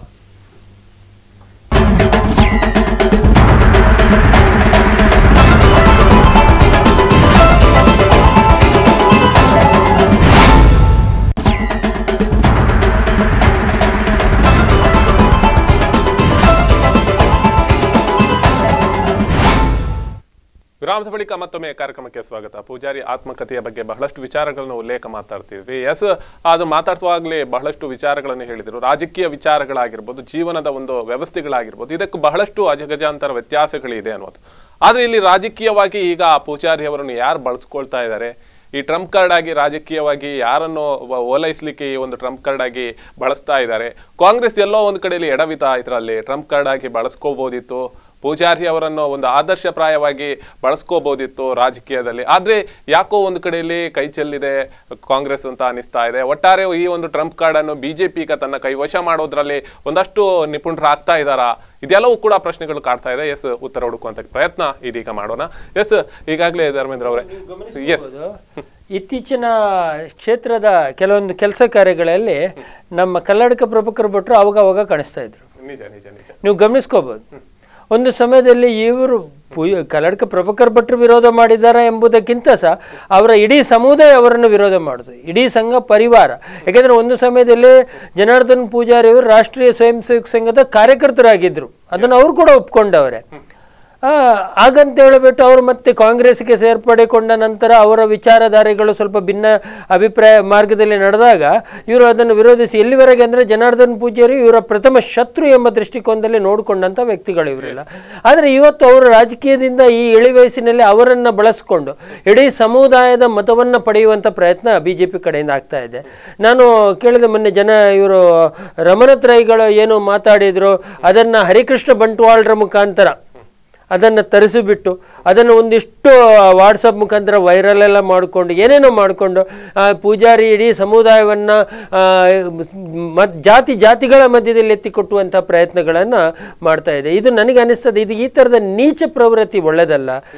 ಹಿಂದೂ ಸಮುದಾಯದ ಮಧ್ಯದಲ್ಲಿ ಜಾತಿಯನ್ನು ತರುವಂಥದ್ದು. ಯಾಕೆಂದರೆ ನಾನು ಅನೇಕ ಸಾರಿ ನಿಮಗೆ ಹೇಳಿದ್ದೇನೆ, ಕಾಂಗ್ರೆಸ್ಗಿಂತ ಜಾಸ್ತಿಯಾಗಿ ಬಿಜೆಪಿ ಜಾತಿ ವ್ಯವಸ್ಥೆಯಲ್ಲಿ ಮುನ್ನಡೆದಿದೆ. ಜಾತಿ ಜಾತಿ ಜಾತಿ ಅಂತ ನಾವೆಲ್ಲ ಹಿಂದೂ, ನಾವೆಲ್ಲ ಒಂದು ಅಂತ ಒಂದು ಕಡೆಯಲ್ಲಿ ಹೇಳಿದ್ರು ಕೂಡ ಎಲ್ಲ ಒಂದು ಕಡೆಯಲ್ಲಿ ಜಾತಿ ವ್ಯವಸ್ಥೆಯಲ್ಲಿ ಕಾಂಗ್ರೆಸ್ಗಿಂತ ಒಂದು ಹೆಜ್ಜೆ ಮುಂದೆ ಇಟ್ಟುಕೊಂಡು ಜಾತಿ ವ್ಯವಸ್ಥೆಯನ್ನು ಮಾಡಿದಂಥ ಪಕ್ಷ ಅದು. ಯಾಕೆಂದರೆ ನನಗೆ ಗೊತ್ತಿದೆ ಅದರ ಏನು ಅಂತ ಹೇಳ್ಬಿಟ್ಟು. ಆದ್ದರಿಂದ ಇವತ್ತು ಬಿಲ್ಲವಸ್ ಓಟುಗಳನ್ನು ಮತಗಳನ್ನು ಪಡೆಯುವ ನಿಟ್ಟಿನಲ್ಲಿ ಅಥವಾ ಇಡೀ ವ್ಯವಸ್ಥೆಯನ್ನು, ಏಕೆಂದರೆ ಅವಿಭಾಜಿತ ದಕ್ಷಿಣ ಕನ್ನಡ ಜಿಲ್ಲೆಯಲ್ಲಿ ಬಿಲ್ಲವರ ಸಂಖ್ಯೆ ಗಣನೀಯ ಅಂದರೆ ಪ್ರಮುಖ ಪಾತ್ರ ವಹಿಸುತ್ತೆ ಇಡೀ ರಾಜಕೀಯ ವ್ಯವಸ್ಥೆಯಲ್ಲಿ. ಇವತ್ತು ಅವರು ಎಲ್ಲರನ್ನ ಕಾಂಗ್ರೆಸ್ ವಿರುದ್ಧವಾಗಿ ಎತ್ತಿಕಟ್ರೆ, ನಾನೇನು ಕಾಂಗ್ರೆಸ್ ಪರವಾಗಿ ವಕ್ತಾರನಲ್ಲ, ಕಾಂಗ್ರೆಸ್ ಪರವಾಗಿ ಮಾತಾಡೋದಲ್ಲ, ಆದರೆ ಒಂದು ಚಿಂತನೆಗಳನ್ನು ನಿಮ್ಮ ಎದುರು ಕಡೆ ಮಾತಾಡ್ತಾ ಇದ್ದೇನೆ. ಆದ್ದರಿಂದ ಕಾಂಗ್ರೆಸ್ಗೆ ವಿರುದ್ಧವಾಗಿ ಎತ್ತಿ ಕಟ್ಟುವುದರೊಳಗೆ ಪ್ರಾಯಶಃ ಬಿಜೆಪಿಯವರು ಇವತ್ತು ಪೂಜಾರಿಯವರ ಮುಖಾಂತರ ಸಫಲರಾಗಿದ್ದಾರೆ. ಅಲ್ಲಿ ಎಲ್ಲೋ ಒಂದು ಕಡೆಯಲ್ಲಿ ಕಾಂಗ್ರೆಸ್ಸಿನಲ್ಲಿ ನಮ್ಮ ರೈಗಳ ಇರ್ಬೋದು ಮತ್ತು ಇನ್ನೊಂದಿಷ್ಟು ವೀರಪ್ಪ ಮೊಯ್ಲಿ ಅವರೆಲ್ಲ ಮಾತುಗಳನ್ನು ಕೇಳುವಾಗ ಎಲ್ಲ ಒಂದು ಕಡೆಯಲ್ಲಿ ಪೂಜಾರಿಯವರನ್ನು ಇಳಿ ವಯಸ್ಸಿನಲ್ಲಿ ಮೂಲೆ ಗುಂಪು ಮಾಡಬಾರ್ದಿತ್ತು, ಅವರ ಆದರ್ಶಗಳನ್ನು ಇವರು ಪಾಲಿಸ್ಕೊಂಡು ಬರ್ತಾ ಇದ್ರೆ ಇವತ್ತು ಕಾಂಗ್ರೆಸ್ಸಿಗೆ ಭವಿಷ್ಯತ್ತಿನಲ್ಲಿ ತುಂಬಾ ಉಪಕಾರ ಆಗ್ತಾ ಇತ್ತು. ಆದ್ರಿಂದ ಟ್ರಂಪ್ ಆಗಿ ಜನಾರ್ದನ್ ಪೂಜಾರಿ ಅವರು ಬಿಜೆಪಿಯ ಒಂದು ಕಾರ್ಡ್ ಆಗಿದ್ರು ಅನ್ನಿಸ್ಲಿಕ್ಕೆ ನಾನು ಈ ಬಗ್ಗೆ ತಾವು ಹೇಳ್ತೀವಿ. ಯಾಕೆಂತ ಹೇಳಿದ್ರೆ ಇಲ್ಲಿ ಅವರ ಆತ್ಮಕಥನ ಜೀವನ ಚರಿತ್ರೆಯನ್ನು ಬಿಡುಗಡೆ ಮಾಡುವಂಥದ್ದು. ನಾನು ಆಗಲೇ ಮೊದಲಿಗೆ ಉಲ್ಲೇಖ ಮಾಡಿದೆ, ಅಲ್ಲಿ ಯಾರಿಗೂ ಇನ್ವಿಟೇಷನ್ ಇಲ್ಲ, ಯಾರೂ ಅತಿಥಿಗಳೇ ಆಗಲಿಲ್ಲ. ಏನು ಪೂಜಾರಿಯವರ ಜೀವನದಲ್ಲಿ ಅವರು ಈ ಜಿಲ್ಲೆಗೆ ಅಥವಾ ಈ ರಾಜ್ಯಕ್ಕೆ, ಈ ದೇಶಕ್ಕೆ ಅಥವಾ ಈ ಸಮಾಜಕ್ಕೆ ಕೊಟ್ಟಂಥ ಕೊಡುಗೆ ಏನಿದೆ ಅದನ್ನು ಪರಿಗಣಿಸಿಕೊಂಡು ಎಲ್ಲರೂ ಬಂದದ್ದು. ಅಂದರೆ ಅದು ಪ್ರಭಾಕರ್ ಭಟ್ ಇರ್ಬೋದು, ರಮನಾಥ್ ರೈ ಇರ್ಬೋದು, ಯು ಟಿ ಖಾದರ್ ಇರ್ಬೋದು, ಅಥವಾ ಕಾರ್ಣಿಕ್ ಇರ್ಬೋದು, ಅಥವಾ ಅನೇಕರು ಇರ್ಬೋದು. ನಾನದು ರಾಜಕೀಯ ವೇದಿಕೆ ಅಂತ ಹೇಳಲಿಕ್ಕೆ ತಯಾರಿರುವುದಿಲ್ಲ. ಆದರೆ ಅಲ್ಲಿ ಎಲ್ಲರೂ ಬಂದಿದ್ದಾರೆ. ಅದನ್ನು ಯಾವುದೋ ಕಾಂಗ್ರೆಸ್ ಪಕ್ಷದ ವೇದಿಕೆಯಲ್ಲಿ ಜನಾರ್ದನ ಪೂಜಾರವರು ಪತ್ರಿಕಾಗೋಷ್ಠಿ ಕರೆಯುವಾಗ ಯಾವುದೇ ಬಿಜೆಪಿಯವರು ಬರುವುದಿಲ್ಲ, ಯಾವುದೇ RSSನವರು ಬರುವುದಿಲ್ಲ. ಅಂದರೆ ಇದನ್ನು ಇನ್ನೊಂದು ಮಗ್ಗುಲಾಗಿ ನೋಡಿದ್ದಾರೆ ಅಂತ, ರಾಜಕೀಯ ಲಾಭ ಅಂತ ಹೇಳುವುದಿಲ್ಲ. ಜನಾರ್ದನ ಪೂಜಾರಿ ಅವರು ಅಂದು 1977ರಲ್ಲಿ ನಿಂತದ್ದು ಕಾಂಗ್ರೆಸ್ ಪಕ್ಷದ ಒಬ್ಬ ಲೋಕಸಭಾ ಸದಸ್ಯನಾಗಿ. ಇವತ್ತಿಗೂ ಈ ಮೌಲ್ಯಾಧಾರಿತವಾದಂಥ ಇದರಲ್ಲಿ ಒಂದು ಸಭೆ ಕಡೆಯಲ್ಲಿ ಉಲ್ಲೇಖ ಮಾಡಿದ್ದಾರೆ. ಏನು ಅಂತ ಹೇಳಿದರೆ, ಕಾಂಗ್ರೆಸ್ ಮುಕ್ತ ಭಾರತ ಅಂತ ಹೇಳುವ ಕನಸು ಇಡಬೇಡಿ. ಹಾಗೆಂತೇಳಿ ನಮ್ಮೂರಿಗೂ ಒಂದು ಕಿವಿ ಮಾತು ಅಂತ ಹೇಳಿದರೆ, ಇನ್ನೊಂದು ಪಕ್ಷವನ್ನು ಬೊಟ್ಟು ಮಾಡಿ ಅಥವಾ ಇನ್ನೊಂದು ಸಂಘಟನೆಯನ್ನು ಬೊಟ್ಟು ಮಾಡಿ ಆ ಮುಕ್ತ ಭಾರತ ಮಾಡ್ತೇನೆ ಅಂತ ಮಾತು ಹೇಳಬೇಡಿ. ಸಮಾಜದಲ್ಲಿ ಎಲ್ಲವೂ ಬೇಕು. ಅಷ್ಟು ಅಹಂಕಾರದ ಮಾತುಗಳನ್ನು ನೀವು ಆಡಬೇಡಿ ಅಂತೇಳಿ. ಹಾಗಂದ್ರೆ ಇವತ್ತಿಗೂ ಅವರು ಕಾಂಗ್ರೆಸ್ಸಿಗರು. ಇಲ್ಲಿ ಏನು ಅಂತ ಹೇಳಿದ್ರೆ ರಾಜಕೀಯ ಅಂತ ಹೇಳುವುದೊಂದು ವೇದಿಕೆ. ಆ ವೇದಿಕೆಯಲ್ಲಿ ಒಬ್ಬನ ವರ್ಚಸ್ಸನ್ನು ಕಡಿಮೆ ಮಾಡೋಕ್ಕೋಸ್ಕರ ಒಂದು ಮಾತು ಆಡಿದ ಮಾತೋ ಆಡದ ಮಾತು ಅಂತ. ಇಲ್ಲಿ ಇಡೀ ಪುಸ್ತಕದಲ್ಲಿ ಜನಾರ್ದನ ಪೂಜಾರಿ ಆತ್ಮಕಥನದಲ್ಲಿ ಅವರು ಇಲ್ಲದ ಜಾಗದ ಯಾವುದೇ ಒಂದು ಮಾತನ್ನು ಉಲ್ಲೇಖ ಮಾಡಲೇ ಇಲ್ಲ. ಇನ್ನೊಬ್ಬರು ಹೇಳಿದ್ದು ರಾಜಕೀಯ ಪ್ರೇರಿತ ಆಗಿರ್ಬೋದು ಅಂತ ಅವರ ಮನಸ್ಸಲ್ಲಿತ್ತು. ಆದ್ರಿಂದ ಯಾವುದನ್ನು ತಾನು ಕಣ್ಣಾರೆ ಕಂಡಿದ್ದೇನೆ, ತಾನು ಸ್ವತಃ ಅಲ್ಲಿ ಯಾವುದಿದ್ದೇನೆ ಅಂತೇಳಿ. ಮೊನ್ನೆ ರಾಮನಾಥರಯ್ಯರು ಅಂತ ರಾಮನಾಥರಯ್ಯ ಬರುವಾಗ ಅವರೇ ಖುದ್ದಾಗಿ ವೆಲ್ಕಮ್ ಮಾಡಿದರು. ಬಂಟ್ವಾಳದ ಕ್ಷೇತ್ರವನ್ನು ನೀವು ಅತೀ ಹೆಚ್ಚಿನ ದೊಡ್ಡ ರೀತಿಯಲ್ಲಿ ಪ್ರಗತಿಯನ್ನು ಮಾಡಿದ್ರಿ, ಭಗವಂತನು ಇನ್ನೂ ನಿಮಗೆ ಆಶೀರ್ವಾದ ಕೊಡಬೇಕು, ಇನ್ನೂ ಹೆಚ್ಚಿನ ರೀತಿಯಲ್ಲಿ ಅಭಿವೃದ್ಧಿ ಮಾಡಿ ಸಮಾಜ ಸೇವೆ ಮಾಡಬೇಕಂತ. ಆ ಮನಸ್ಸಿನಲ್ಲಿ ಅಂತ ನೋವು ಇಟ್ಕೊಂಡು ಹೇಳುವುದಲ್ಲ ಅದು. ಒಬ್ಬ ಮನುಷ್ಯ ಒಬ್ಬ ಹಿರಿಯವನಾಗಿ ಯಾರೇ ಆಗಿರ್ಬೋದು, ಅವ ತಂದೆಯ ಸ್ಥಾನದಲ್ಲಿರುವಾಗ ನಾನು ಬೇರೆಲ್ಲ, ಅವರು ಬೇರೆಲ್ಲ, ನೀವು ಬೇರೆಲ್ಲ, ಎಲ್ಲರೂ ಸಮಾನರು. ಅತಿಥಿ ದೇವೋಭವ ಅಂತ ಹೇಳಿ ಯಾವುದೇ ಒಬ್ಬ ಗೌರವಾನ್ವಿತ ಸಮಾಜದ ವ್ಯಕ್ತಿ ಯಾವುದೇ ಪಕ್ಷದಲ್ಲಿ ಇದ್ರೂ ಸಹ ಅವ ತಮ್ಮ ಮನೆಗೆ ಬರುವಾಗ ನಾವು ಅವರನ್ನು ಕುಳ್ಳಿರಿಸಿ ಒಂದು ಚಾನೋ ಏನಾದರೂ ಬಾಯಾರಿಕೆ ಕೊಡುವಂಥದ್ದು ಅದು ನಮ್ಮ ಸಂಪ್ರದಾಯ, ನಮ್ಮ ಸಂಸ್ಕಾರ. ಆ ಸಂಸ್ಕಾರದಲ್ಲಿ ಪೂಜಾರಿ ಅವರು ಪರ್ಫೆಕ್ಟ್ ಆಗಿದ್ದಾರೆ. ಅವರು ಯಾರಿಗೂ ನೋವು ಮಾಡಲಿಲ್ಲ, ಎಲ್ಲ ಪಕ್ಷದವರನ್ನು ಸಮಾನ. ಆದರೆ ಅವರದು ಒಂದು ಪಕ್ಷ ಅಂತ ಇದೆ, ಅವರದು ಒಂದು ವೇದಿಕೆ ಅಂತ ಇದೆ. ಆ ವೇದಿಕೆಯಲ್ಲಿ ಮಾಡುವಂಥ ಕೆಲಸಕ್ಕೆ ವಿರೋಧವಾಗಿ ಅನೇಕ ಸಂಘಟನೆಗಳು ಮಾತಾಡಿದೆ, ಅನೇಕ ವಿರೋಧ ಪಕ್ಷಗಳು ಮಾತಾಡಿದೆ. ರೈ ಅವರು ಜನಾರ್ದನ ಪೂಜಾರಿ ಅವರ ಒಬ್ಬರು ಶಿಷ್ಯ, UT ಖಾದರರು ಶಿಷ್ಯ, ಬ್ಲೇಜಿಯರು ಮತ್ತು ನಮ್ಮ ವೀರಪ್ಪ ಮೊಯ್ಲಿ ಇರ್ಬೋದು, ಅಥವಾ ಆಸ್ಕರ್ ಇರ್ಬೋದು, ಅಥವಾ ಫರೀದ್ ಇರ್ಬೋದು, ಅವರು ಸಮಕಾಲೀನವರು. ಸಿದ್ಧಾಂತ ಅಂತ ಹೇಳಿದರೆ ನೋಡಿ, ನಿಮ್ಮಲ್ಲಿರುವಂಥ ಒಳ್ಳೆ ಗುಣಗಳನ್ನು ಪಡೆದುಕೊಂಡು ನಾನು ಅದನ್ನು ನನ್ನ ಜೀವನದಲ್ಲಿ ಅಳವಡಿಸಿಕೊಂಡ್ರೆ ಅದು ಸಕ್ಸಸ್ ಆಗ್ತದೆ. ಈಗ ಪೂಜಾರಿ ಅವರ ಆತ್ಮಚರಿತ್ರೆಯನ್ನು ಯಾರೋ ಒಬ್ಬ ತಪ್ಪು ಅಂತ ಹೇಳುವಂಥ ಪ್ರಶ್ನೆಯಲ್ಲಿ ಇಲ್ಲ. ಯಾಕೆಂತ ಹೇಳಿದ್ರೆ ಒಂದಲ್ಲ ಒಂದು ವಿಧದಲ್ಲಿ ಅದನ್ನು ಅವರವರ ಜೀವನದಲ್ಲಿ ಅಳವಡಿಸಿಕೊಂಡಿದ್ದಾರೆ ಅಂತ ನಾನು ಹೇಳುವುದು. ನೇರ ನುಡಿಗಳು ಅಂತ. ಇಲ್ಲಿ ಪೂಜಾರಿ ಅವರು ಆಗಿ ಹೇಳುವಾಗ ಅವರು ಹೇಳಿದ್ದಾರೆ, ನನ್ನನ್ನು ಹೊರಟು ಅಂತ ಹೇಳುವಂಥ ಮಾತು ಹೇಳಿದ್ದಾರೆ. ಪೂಜಾರಿ ಅವರು 100 ಜನ ಬಂದರೆ ನನಗೆ ಕೆಲಸ ಕೊಡಿಸಿ ಅಂತ ಹೇಳಿದರೆ 100 ಕೊಡು ಆಗುವುದಿಲ್ಲ ಅಂತ ಹೇಳ್ತಾರೆ. ಮರುದಿವಸ ಬರುವಾಗ ಹೇಳ್ತಾರೆ, ನೋಡು ನಾನು ಅವರಿಗೆ ಹೇಳಿ ಆಗಿದೆ, ಒಂದು ಕೆಲಸ ಆದೀತು, ನಾನು 4 ಜನರಿಗೆ ಹೇಳಿ ಸುಳ್ಳು ಹೇಳು ತಪ್ಪಲ್ಲ, ಇನ್ನೊಮ್ಮೆ ಏನಾದರೂ ಬೇರೆ ಅನ್ನಿದ್ರೆ ಹೇಳು, ನಾನು ಖಂಡಿತ ಮಾಡ್ತೇನೆ ಅಂತ ಹೇಳಿ. ಅಂದ್ರೆ ಹೇಳಿದೆ, ಅದರಲ್ಲೂ ಸಹ ಸುಳ್ಳು ಹೇಳುವುದಿಲ್ಲ. ಒಬ್ಬ ರಾಜಕೀಯ ವ್ಯಕ್ತಿಯಾಗಿ ಅವರು 100 ಜನರಿಗೆ ಆಶ್ವಾಸನೆ ಕೊಟ್ಟಿದ್ರೆ ಅದನ್ನು ಸರಿ ಅಂತ ಹೇಳ್ತಿತ್ತು ಸಮಾಜ. ರಮನಾಥರಯ್ಯವರು ಪೂಜಾರಿ ಅವರ ಒಡನಾಟದಲ್ಲಿ ಅನೇಕ ವರ್ಷಗಳ ಕಾಲ ಬೆಳೆದವರು, ಅನೇಕ ಸೌಮ್ಯತೆಗಳನ್ನು ಅವರನ್ನು ಮೈಗೂಡಿಸಿಕೊಂಡಿದ್ದಾರೆ. ರಾಜಕೀಯ ವೇದಿಕೆ ಅಂತ ಹೇಳಿದರೆ ಎಲ್ಲಿ ಲಾಭ ಸಿಗ್ತದೋ ಅಲ್ಲಿ ಅದನ್ನು ಎಳ್ಕೊಳ್ಳಿಕ್ಕೆ ತಯಾರಿರ್ತಾರೆ. ಯಾವುದೇ ಒಂದು ವರ್ಡ್ ಇರ್ಬೋದು. ಈಗ ಇಲ್ಲಿ ರಾಜಕೀಯದವ್ರು ಇರಲಿಲ್ಲ, ನಾವು ಒಂದು ಚಿಂತಕರು, ಸಮಾನ ಚಿಂತಕರು, ಅದರಿಂದ ಸಮಸ್ಯೆ ಇಲ್ಲ.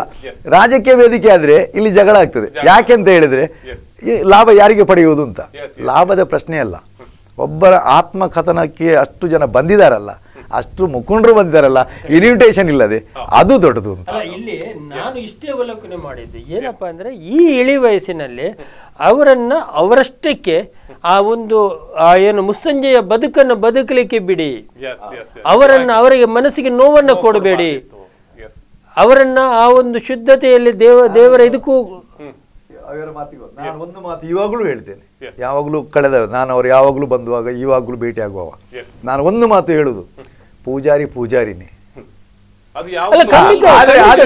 ಆದ್ರೆ ಅವರು ಯಾರೇ ಅವರನ್ನು ಬಗ್ಗಿಸ್ಲಿಕ್ಕೆ ಹೇಳಿದ್ರು ಬಗ್ಗುವುದೂ ಇಲ್ಲ, ಇನ್ನೊಬ್ರು ಇನ್ನು ಕಮೆಂಟ್ ಮಾಡಿದ್ರೆ ಅವ್ರು ಸಣ್ಣದ ಆಗುದಿಲ್ಲ. ಅವರು ಏನು ಯಾವ ರೀತಿಯ ಮನುಷ್ಯ ಅಂತ ಹೇಳಿದ್ರೆ, ಅವರು ಬಾಲ್ಯದ ಆ ದಿನದಿಂದ ಇತ್ತೆಷ್ಟರಕ್ಕೆ ಏರಿದ್ರಿ, ಆತ್ಮವಿಶ್ವಾಸ, ಆತ್ಮ ವಂಚನೆ ಮಾಡದೆ ಅವರೊಂದು ಕೆಲಸ ಮಾಡ್ತಾರಲ್ಲ, ಅದು ಅವರಿಗೆ ಈಗ ಫಿಸಿಕಲ್ ಆಗಿ ಅವರಿಗೆ ಸ್ವಲ್ಪ ಸಮಸ್ಯೆ ಆಗಿರ್ಬೋದು, ಏಜ್ ಫ್ಯಾಕ್ಟರ್ ಇಂದ. ಆದ್ರೆ ಮನಸ್ಸು ಅದೇ ಸ್ಥಿರತೆ, ನಿಮ್ಮ ಹತ್ರ ಮಾತಿಗೆ ಅದು ಆತ್ಮವಿಶ್ವಾಸ ಉಂಟಲ್ಲ, ನಾನು ತಪ್ಪು ಮಾಡಲಿಲ್ಲ, ನನ್ನ ಮನಸ್ಸು ಮಾಡಿದ್ದನ್ನು ಒಪ್ತದೆ, ಆತ್ಮ ಅವಳೇನಕಾರಿಯಾಗಿ ನಾನು ಯಾವುದೇ ಕೆಲಸವನ್ನು ಮಾಡಲಿಲ್ಲ ಅಂತದ್ದು ಈವಾಗಲೂ ಮನಸ್ಸು ಒಪ್ತದೆ. ಇಲ್ಲಿ ಇದು ಖಂಡಿತವಾಗಿರುವಂತ ಒಪ್ಪುವಂತ ಮತ್ತು ಯಾವತ್ತು ನಾನು ತಪ್ಪನ್ನು ಮಾಡಿದಾಗ ನನ್ನ ಆತ್ಮದಲ್ಲಿ ನನಗೆ ಸ್ವಂತ ನನ್ನ ಆತ್ಮ ವಂಚನೆ ಮಾಡಿದಾಗ ನಾನು ಕುಗ್ತೇನೆ. ಇವತ್ತು ನೀವು ಜನಾರ್ದನ್ ಪೂಜಾರಿ ಅವರ ಜೊತೆಯಲ್ಲಿ ಒಂದು ಹೆಜ್ಜೆ ಹಾಕ್ಲಿಕ್ಕೆ ಅವರು ಶರೀರ ಸುದೃಢ ಅಂತ ಒಂದು ಶಬ್ದ ನಾನು ಒಪ್ಕೊಳ್ಳೋದಿಲ್ಲ. ಇವತ್ತು ಅವರು ಅಷ್ಟೇ ಸುದೃಢರಿದ್ದಾರೆ. ಒಂದು 20 ವರ್ಷದ ಹುಡುಗನನ್ನು ಇವರನ್ನ ಜೊತೆಗೆ ಕಳಿಸಿದ್ರೆ ಜನಾರ್ದನ್ ಪೂಜಾರಿ ಒಂದು ಹೆಜ್ಜೆ ಮುಂದಿಡ್ತಾರೆ ವಿನಃ ಹಿಂದಿಡುವಂಥದ್ದಲ್ಲ. ಯಾಕೆಂದ್ರೆ ಆ ಒಂದು ಮೊದಲಿನ ಅದು ಆತ್ಮವಿಶ್ವಾಸ, ಅದು ಆತ್ಮವಿಶ್ವಾಸ. ನಾವು ಏನು ಬೇಕು ಅನ್ಬೋದು. ಹಿಂದ್ ಕಡೆಯಲ್ಲಿ ಎಷ್ಟೋ ಜನ ಏನೇನೋ ಮಾತಾಡಿದ್ದಾರೆ. ಅದು ನಾವು ಹೇಳ್ತೇವೆ ಜನಾರ್ದನ್ ಪೂಜಾರಿ ಅವರು ಜನಾರ್ದನ್ ಪೂಜಾರಿ ಅವರು. ಇಲ್ಲಿ ಜಾತಿ ವ್ಯವಸ್ಥೆ ಚಿಂತನೆ ಎಲ್ಲವನ್ನ ಮೆಟ್ಟಿ ನಿಂತ ಒಬ್ಬ ಧೀಮಂತ ನಾಯಕ ಅಂತ ಹೇಳಬೇಕಾಗತ್ತೆ. ಆದ್ರಿಂದ ನನ್ನ ವಿನಂತಿ ಇಷ್ಟೇ, ಏನಪ್ಪಾ ಅಂದ್ರೆ ಈ ಇಳಿ ವಯಸ್ಸಿನಲ್ಲಿ ಅವರಿಗೆ ನೋವು ಕೊಡುವ ಪ್ರಯತ್ನ ಯಾರು ಕೂಡ ಮಾಡಿಕೊಡ್ದು, ಅಥವಾ ಅವರನ್ನ ಟ್ರಂಪ್ ಕಾರ್ಡ್ ಆಗಿ ಬಳಸ್ಕೊಳ್ಳುವಂತ ವ್ಯವಸ್ಥೆ ಕೂಡ ಮಾಡಬೇಡಿ. ಯಾಕಂದ್ರೆ ಕಷ್ಟ ಆದೀತು ಮುಂದಿನ ದಿನಗಳಲ್ಲಿ. ಆದ್ರಿಂದ ಅವರನ್ನು ಈ ವಯಸ್ಸಿನಲ್ಲಿ ಅವರಿಗೆ ಶಾಂತಿಯುತವಾದ ಬದುಕಲಿಕ್ಕೆ ಅವಕಾಶ ಮಾಡಿಕೊಡಿ. ಅವರ ಬಗ್ಗೆ ಒಳ್ಳೆ ಅಭಿಪ್ರಾಯವನ್ನು ಸಮಾಜಕ್ಕೆ ಕೊಡಿ. ಯಾಕೆಂದ್ರೆ ಅವರು ಅಷ್ಟು ಒಳ್ಳೆ ಕೆಲಸಗಳನ್ನ ಮಾಡಿದ್ದಾರೆ, ಸಮಾಜಮುಖಿಯಾಗಿ ಚಿಂತನೆಗಳನ್ನ ಮಾಡಿಕೊಂಡಂತ ಒಬ್ಬ ಧೀಮಂತ ವ್ಯಕ್ತಿ. ಯಾಕೆಂದ್ರೆ ನೋಡಿ, ಎ.ಕೆ. ಆಂಟೋನಿ ಇರ್ಬೋದು, ಜಾರ್ಜ್ ಫೆರ್ನಾಂಡಿಸ್ ಇರ್ಬೋದು, ಮಧು ದಂಡವತಿ ಇರ್ಬೋದು, ಇವರು ನಮ್ಮ ಜನಾರ್ದನ್ ಪೂಜಾರಿ ಇರ್ಬೋದು, ಶಾಸ್ತ್ರೀಜಿ, ಇನ್ನು ಅನೇಕ. ಯಾಕೆಂದ್ರೆ ರಾಜಕಾರಣದ ಇವತ್ತಿನ ಹೊಲಸು ರಾಜಕಾರಣದಲ್ಲಿ ಇಂಥ ಒಬ್ಬ ಕಮಲಗಳು, ಅಂದ್ರೆ ಕಮಲ ಅಂದ್ರೆ ಕೂಡಲೇ ಅದು ತಪ್ಪಾಗುತ್ತೆ, ಬಿಜೆಪಿ ಚಿಹ್ನೆ ಅಂತ ಹೇಳ್ತಾರೆ, ಆ ತರ ಅಲ್ಲ, ಒಂದು ಒಳ್ಳೆಯ ಪುಷ್ಪವಾಗಿ ಹುಟ್ಟುವಂತ ವ್ಯಕ್ತಿಗಳನ್ನ ನಾವು ಇವತ್ತು ಆಯ್ಕೆ ಗಮನಿಸ್ಕೋಬೇಕು, ಅದನ್ನ ಆದರ್ಶವಾಗಿ ಇಟ್ಕೊಳ್ಬೇಕು. ಇವತ್ತು ಜಾರ್ಜ್ ಫೆರ್ನಾಂಡಿಸ್ ಮಂಗಳೂರಿಗೆ ಕೊಟ್ಟಂತ ಕೊಡುಗೆಗಳು ಇವತ್ತು ಪ್ರಾಯೋಜಕ ಎಷ್ಟು ಜನರಿಗೆ ನೆನಪಿದೆ ಹೇಳಿ? ಅವರು ಕ್ರಿಶ್ಚಿಯನ್ರ ಅಂತ ಹೇಳಿದ ಕೂಡಲೇ ನಾವು ಅವರ ತಿರಸ್ಕಾರ ಮಾಡಕ್ಕಾಗತ್ತಾ? ಹಿಂದೂ ಇದು ದೇಶದ ಅಭಿವೃದ್ಧಿಗೆ ಅವರ ಕೊಡುಗೆ. ಆದ್ರೆ ಎಷ್ಟು ಜನ ಇವತ್ತು ನಾವು ಅಂಥದ್ದೆಲ್ಲ ಬೇಕು ನಮಗೆ ಇಲ್ಲಿ ಅಂತ ಹೇಳಿದ್ರೆ, ಇಲ್ಲಿ ಜನಾರ್ದನ ಪೂಜಾರಿ ಅವರ ರಾಜಕೀಯವಾಗಿ ಮನುಷ್ಯನನ್ನು ನೋಡದೆ, ಅವರ ಮೌಲ್ಯಾಧಾರಿತ ಅವರ ವ್ಯವಸ್ಥೆ ಜೀವನ ಶೈಲಿಯನ್ನು ನೋಡಿ ಪ್ರಸ್ತುತ ರಾಜಕೀಯ ವ್ಯಕ್ತಿಗಳು ಬದಲಾವಣೆ ಆಗಿ ಅದನ್ನು ಅನುಸರಿಸಿದ್ರೆ ಒಳ್ಳೆಯದು. ಅವರನ್ನು ಟ್ರಂಪ್ ಕಾರ್ಡ್ ಆಗಿ ರಾಜಕೀಯಕ್ಕೆ ಉಪಯೋಗಿಸುವುದು ಯಾರು ಬೇಡ. ಅವರು ಕಾಂಗ್ರೆಸ್ಸಿಗರಾಗಿ ಇದ್ರು, ಕಾಂಗ್ರೆಸ್ಸಿಗಾಗಿ ಇರ್ತಾರೆ. ಕಾಂಗ್ರೆಸ್ ನಾನೊಂದು ಯಾಕೆಂತ ಹೇಳಿದ್ರೆ, ರಾಜಕೀಯ ಹೋಯ್ತು ಅಂತ ಹೋಗುವಂತ ಮನುಷ್ಯ ಪೂಜಾರಿ ಅಲ್ಲ. ಅವರನ್ನು ರಾಜಕೀಯವಾಗಿ ಬಳಸೋದಿಲ್ಲ. ಸಾಧ್ಯವಾದ್ರೆ ನಾರಾಯಣ ಗುರುಗಳ ಸಿದ್ಧಾಂತವನ್ನು ಪೂಜಾರಿ ಅವರು ಜೀವನದಲ್ಲಿ ಅಳವಡಿಸಿಕೊಂಡಿದ್ದಾರೆ, ಮೇಲೆತ್ತರಕ್ಕೆ ಬೆಳೆದಿದ್ದಾರೆ. ಅವರ ಸಿದ್ಧಾಂತವನ್ನು, ಇವರ ಜೀವನ ಶೈಲಿಯನ್ನು, ಇವರ ಆತ್ಮಕಥನೆಯನ್ನು ಓದಿ ನಮ್ಮ ಜೀವನದಲ್ಲಿ ನಾವು ಆ ಮೌಲ್ಯಗಳನ್ನು ವೃದ್ಧಿಸೋಣ.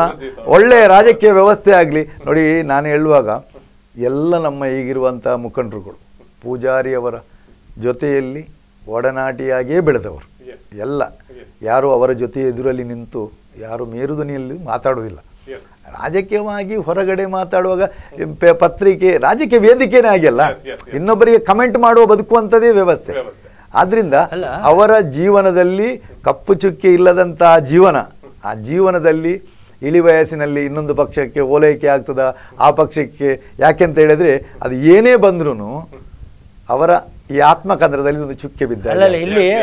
ಅವರು ಹೇಳಿದಾರಿಂದ ರಾಜಕೀಯದಲ್ಲಿ ನೇರ ಹಿಂದೆ ಹೋಗ್ತೇನೆ, ರಾಜಕೀಯದಲ್ಲಿ ಮೌನ ಇರಬಹುದು, ಆದ್ರೆ ಅವರ ಬದಲಾವಣೆ ಇಲ್ಲ, ಅವರ ಸಿದ್ಧಾಂತದಲ್ಲಿ ಚೇಂಜ್ ಇಲ್ಲ.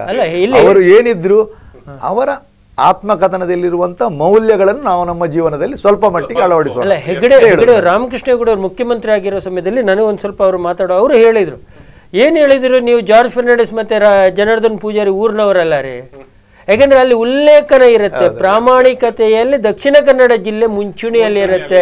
ಅದಕ್ಕೆ ಅವರು ಹೇಳಿದ್ರು, ಹೆಗಡೆ ರಾಮಕೃಷ್ಣ ಹೆಗಡೆ ಅವರು ಮುಖ್ಯಮಂತ್ರಿ ಆಗಿರೋ ಸಮಯದಲ್ಲಿ ಒಂದು ಯಾವುದೋ ಕಾರಣಕ್ಕೆ ನಾವು ಅವ್ರನ್ನ ಭೇಟಿ ಮಾಡಿದ ವಿಚಾರದಲ್ಲಿ ಅವ್ರು ಹೇಳಿದ, ನೀವು ಏನಿದ್ರು ಜಾರ್ಜ್ ಫೆರ್ನಾಂಡಿಸ್ ಮತ್ತೆ ಜನಾರ್ದನ್ ಪೂಜಾರಿ ಊರಿನವರಲ್ಲ, ನಿಮ್ಮಲ್ಲಿ ಏನ್ರಿ ನಾವು ಕೇಳಕ್ಕಾಗತ್ತೆ? ಅಲ್ಲ, ಮತ್ತೊಂದು ಇವರು ಹೇಳಿದಕ್ಕೆ ಮತ್ತೊಂದು ವಿಶೇಷ ಉಂಟು.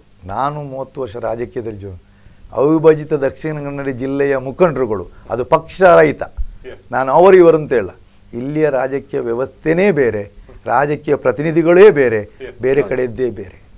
ಇಲ್ಲಿ ಅವರು ಒಬ್ಬೊಬ್ಬ ಮುಖಂಡರ ಹತ್ರ ಮಾತಾಡ್ತಾ ಹೋದ್ರೆ ಒಂದೊಂದು ವಿಶೇಷತೆಗಳಿದೆ, ಈ ದೇಶಕ್ಕೆ ಒಂದೊಂದು ಕೊಡುಗೆಗಳಿವೆ.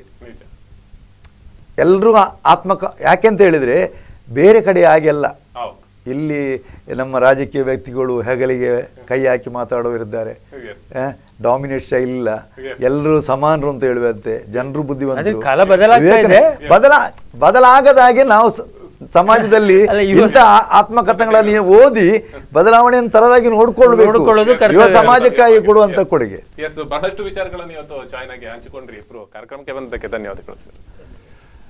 ಎಸ್ ವೀಕ್ಷಕರೇ, ಇವತ್ತು ಗಮನಿಸಿದ್ರಲ್ಲ ಯಾವ ರೀತಿಯಲ್ಲಿ ಪೂಜಾರಿ ಅವರ ಆತ್ಮಕಥನದ ಒಂದಷ್ಟು ಕೃತಿಗಳಲ್ಲಿರುವಂತಹ ಅಂಶಗಳು, ಮತ್ತೆ ಹೇಗೆ ಯುವಕಿನ ಮುಂದಿನ ದಿನಗಳಲ್ಲಿ ಯುವ ಪೀಳಿಗೆ ಅದನ್ನು ಬಳಸ್ಕೋಬೇಕು, ಅಥವಾ ರಾಜಕೀಯ ಧುರೀಣರಾಗಿರ್ಬೋದು, ರಾಜಕೀಯ ಮುಖಂಡರಾಗಿರ್ಬೋದು, ಇದನ್ನು ಹೇಗೆ ಬಳಸ್ಕೊಂಡ್ರೆ ಉತ್ತಮ ಅನ್ನುವಂಥದ್ರ ಬಗ್ಗೆನೂ ಕೂಡ ಇವತ್ತು ಪ್ರಸ್ತಾಪವನ್ನು ಮಾಡಿದ್ರಿ. ಎಸ್, ಇದಿಷ್ಟು ಇವತ್ತಿನ ವಿಶೇಷ.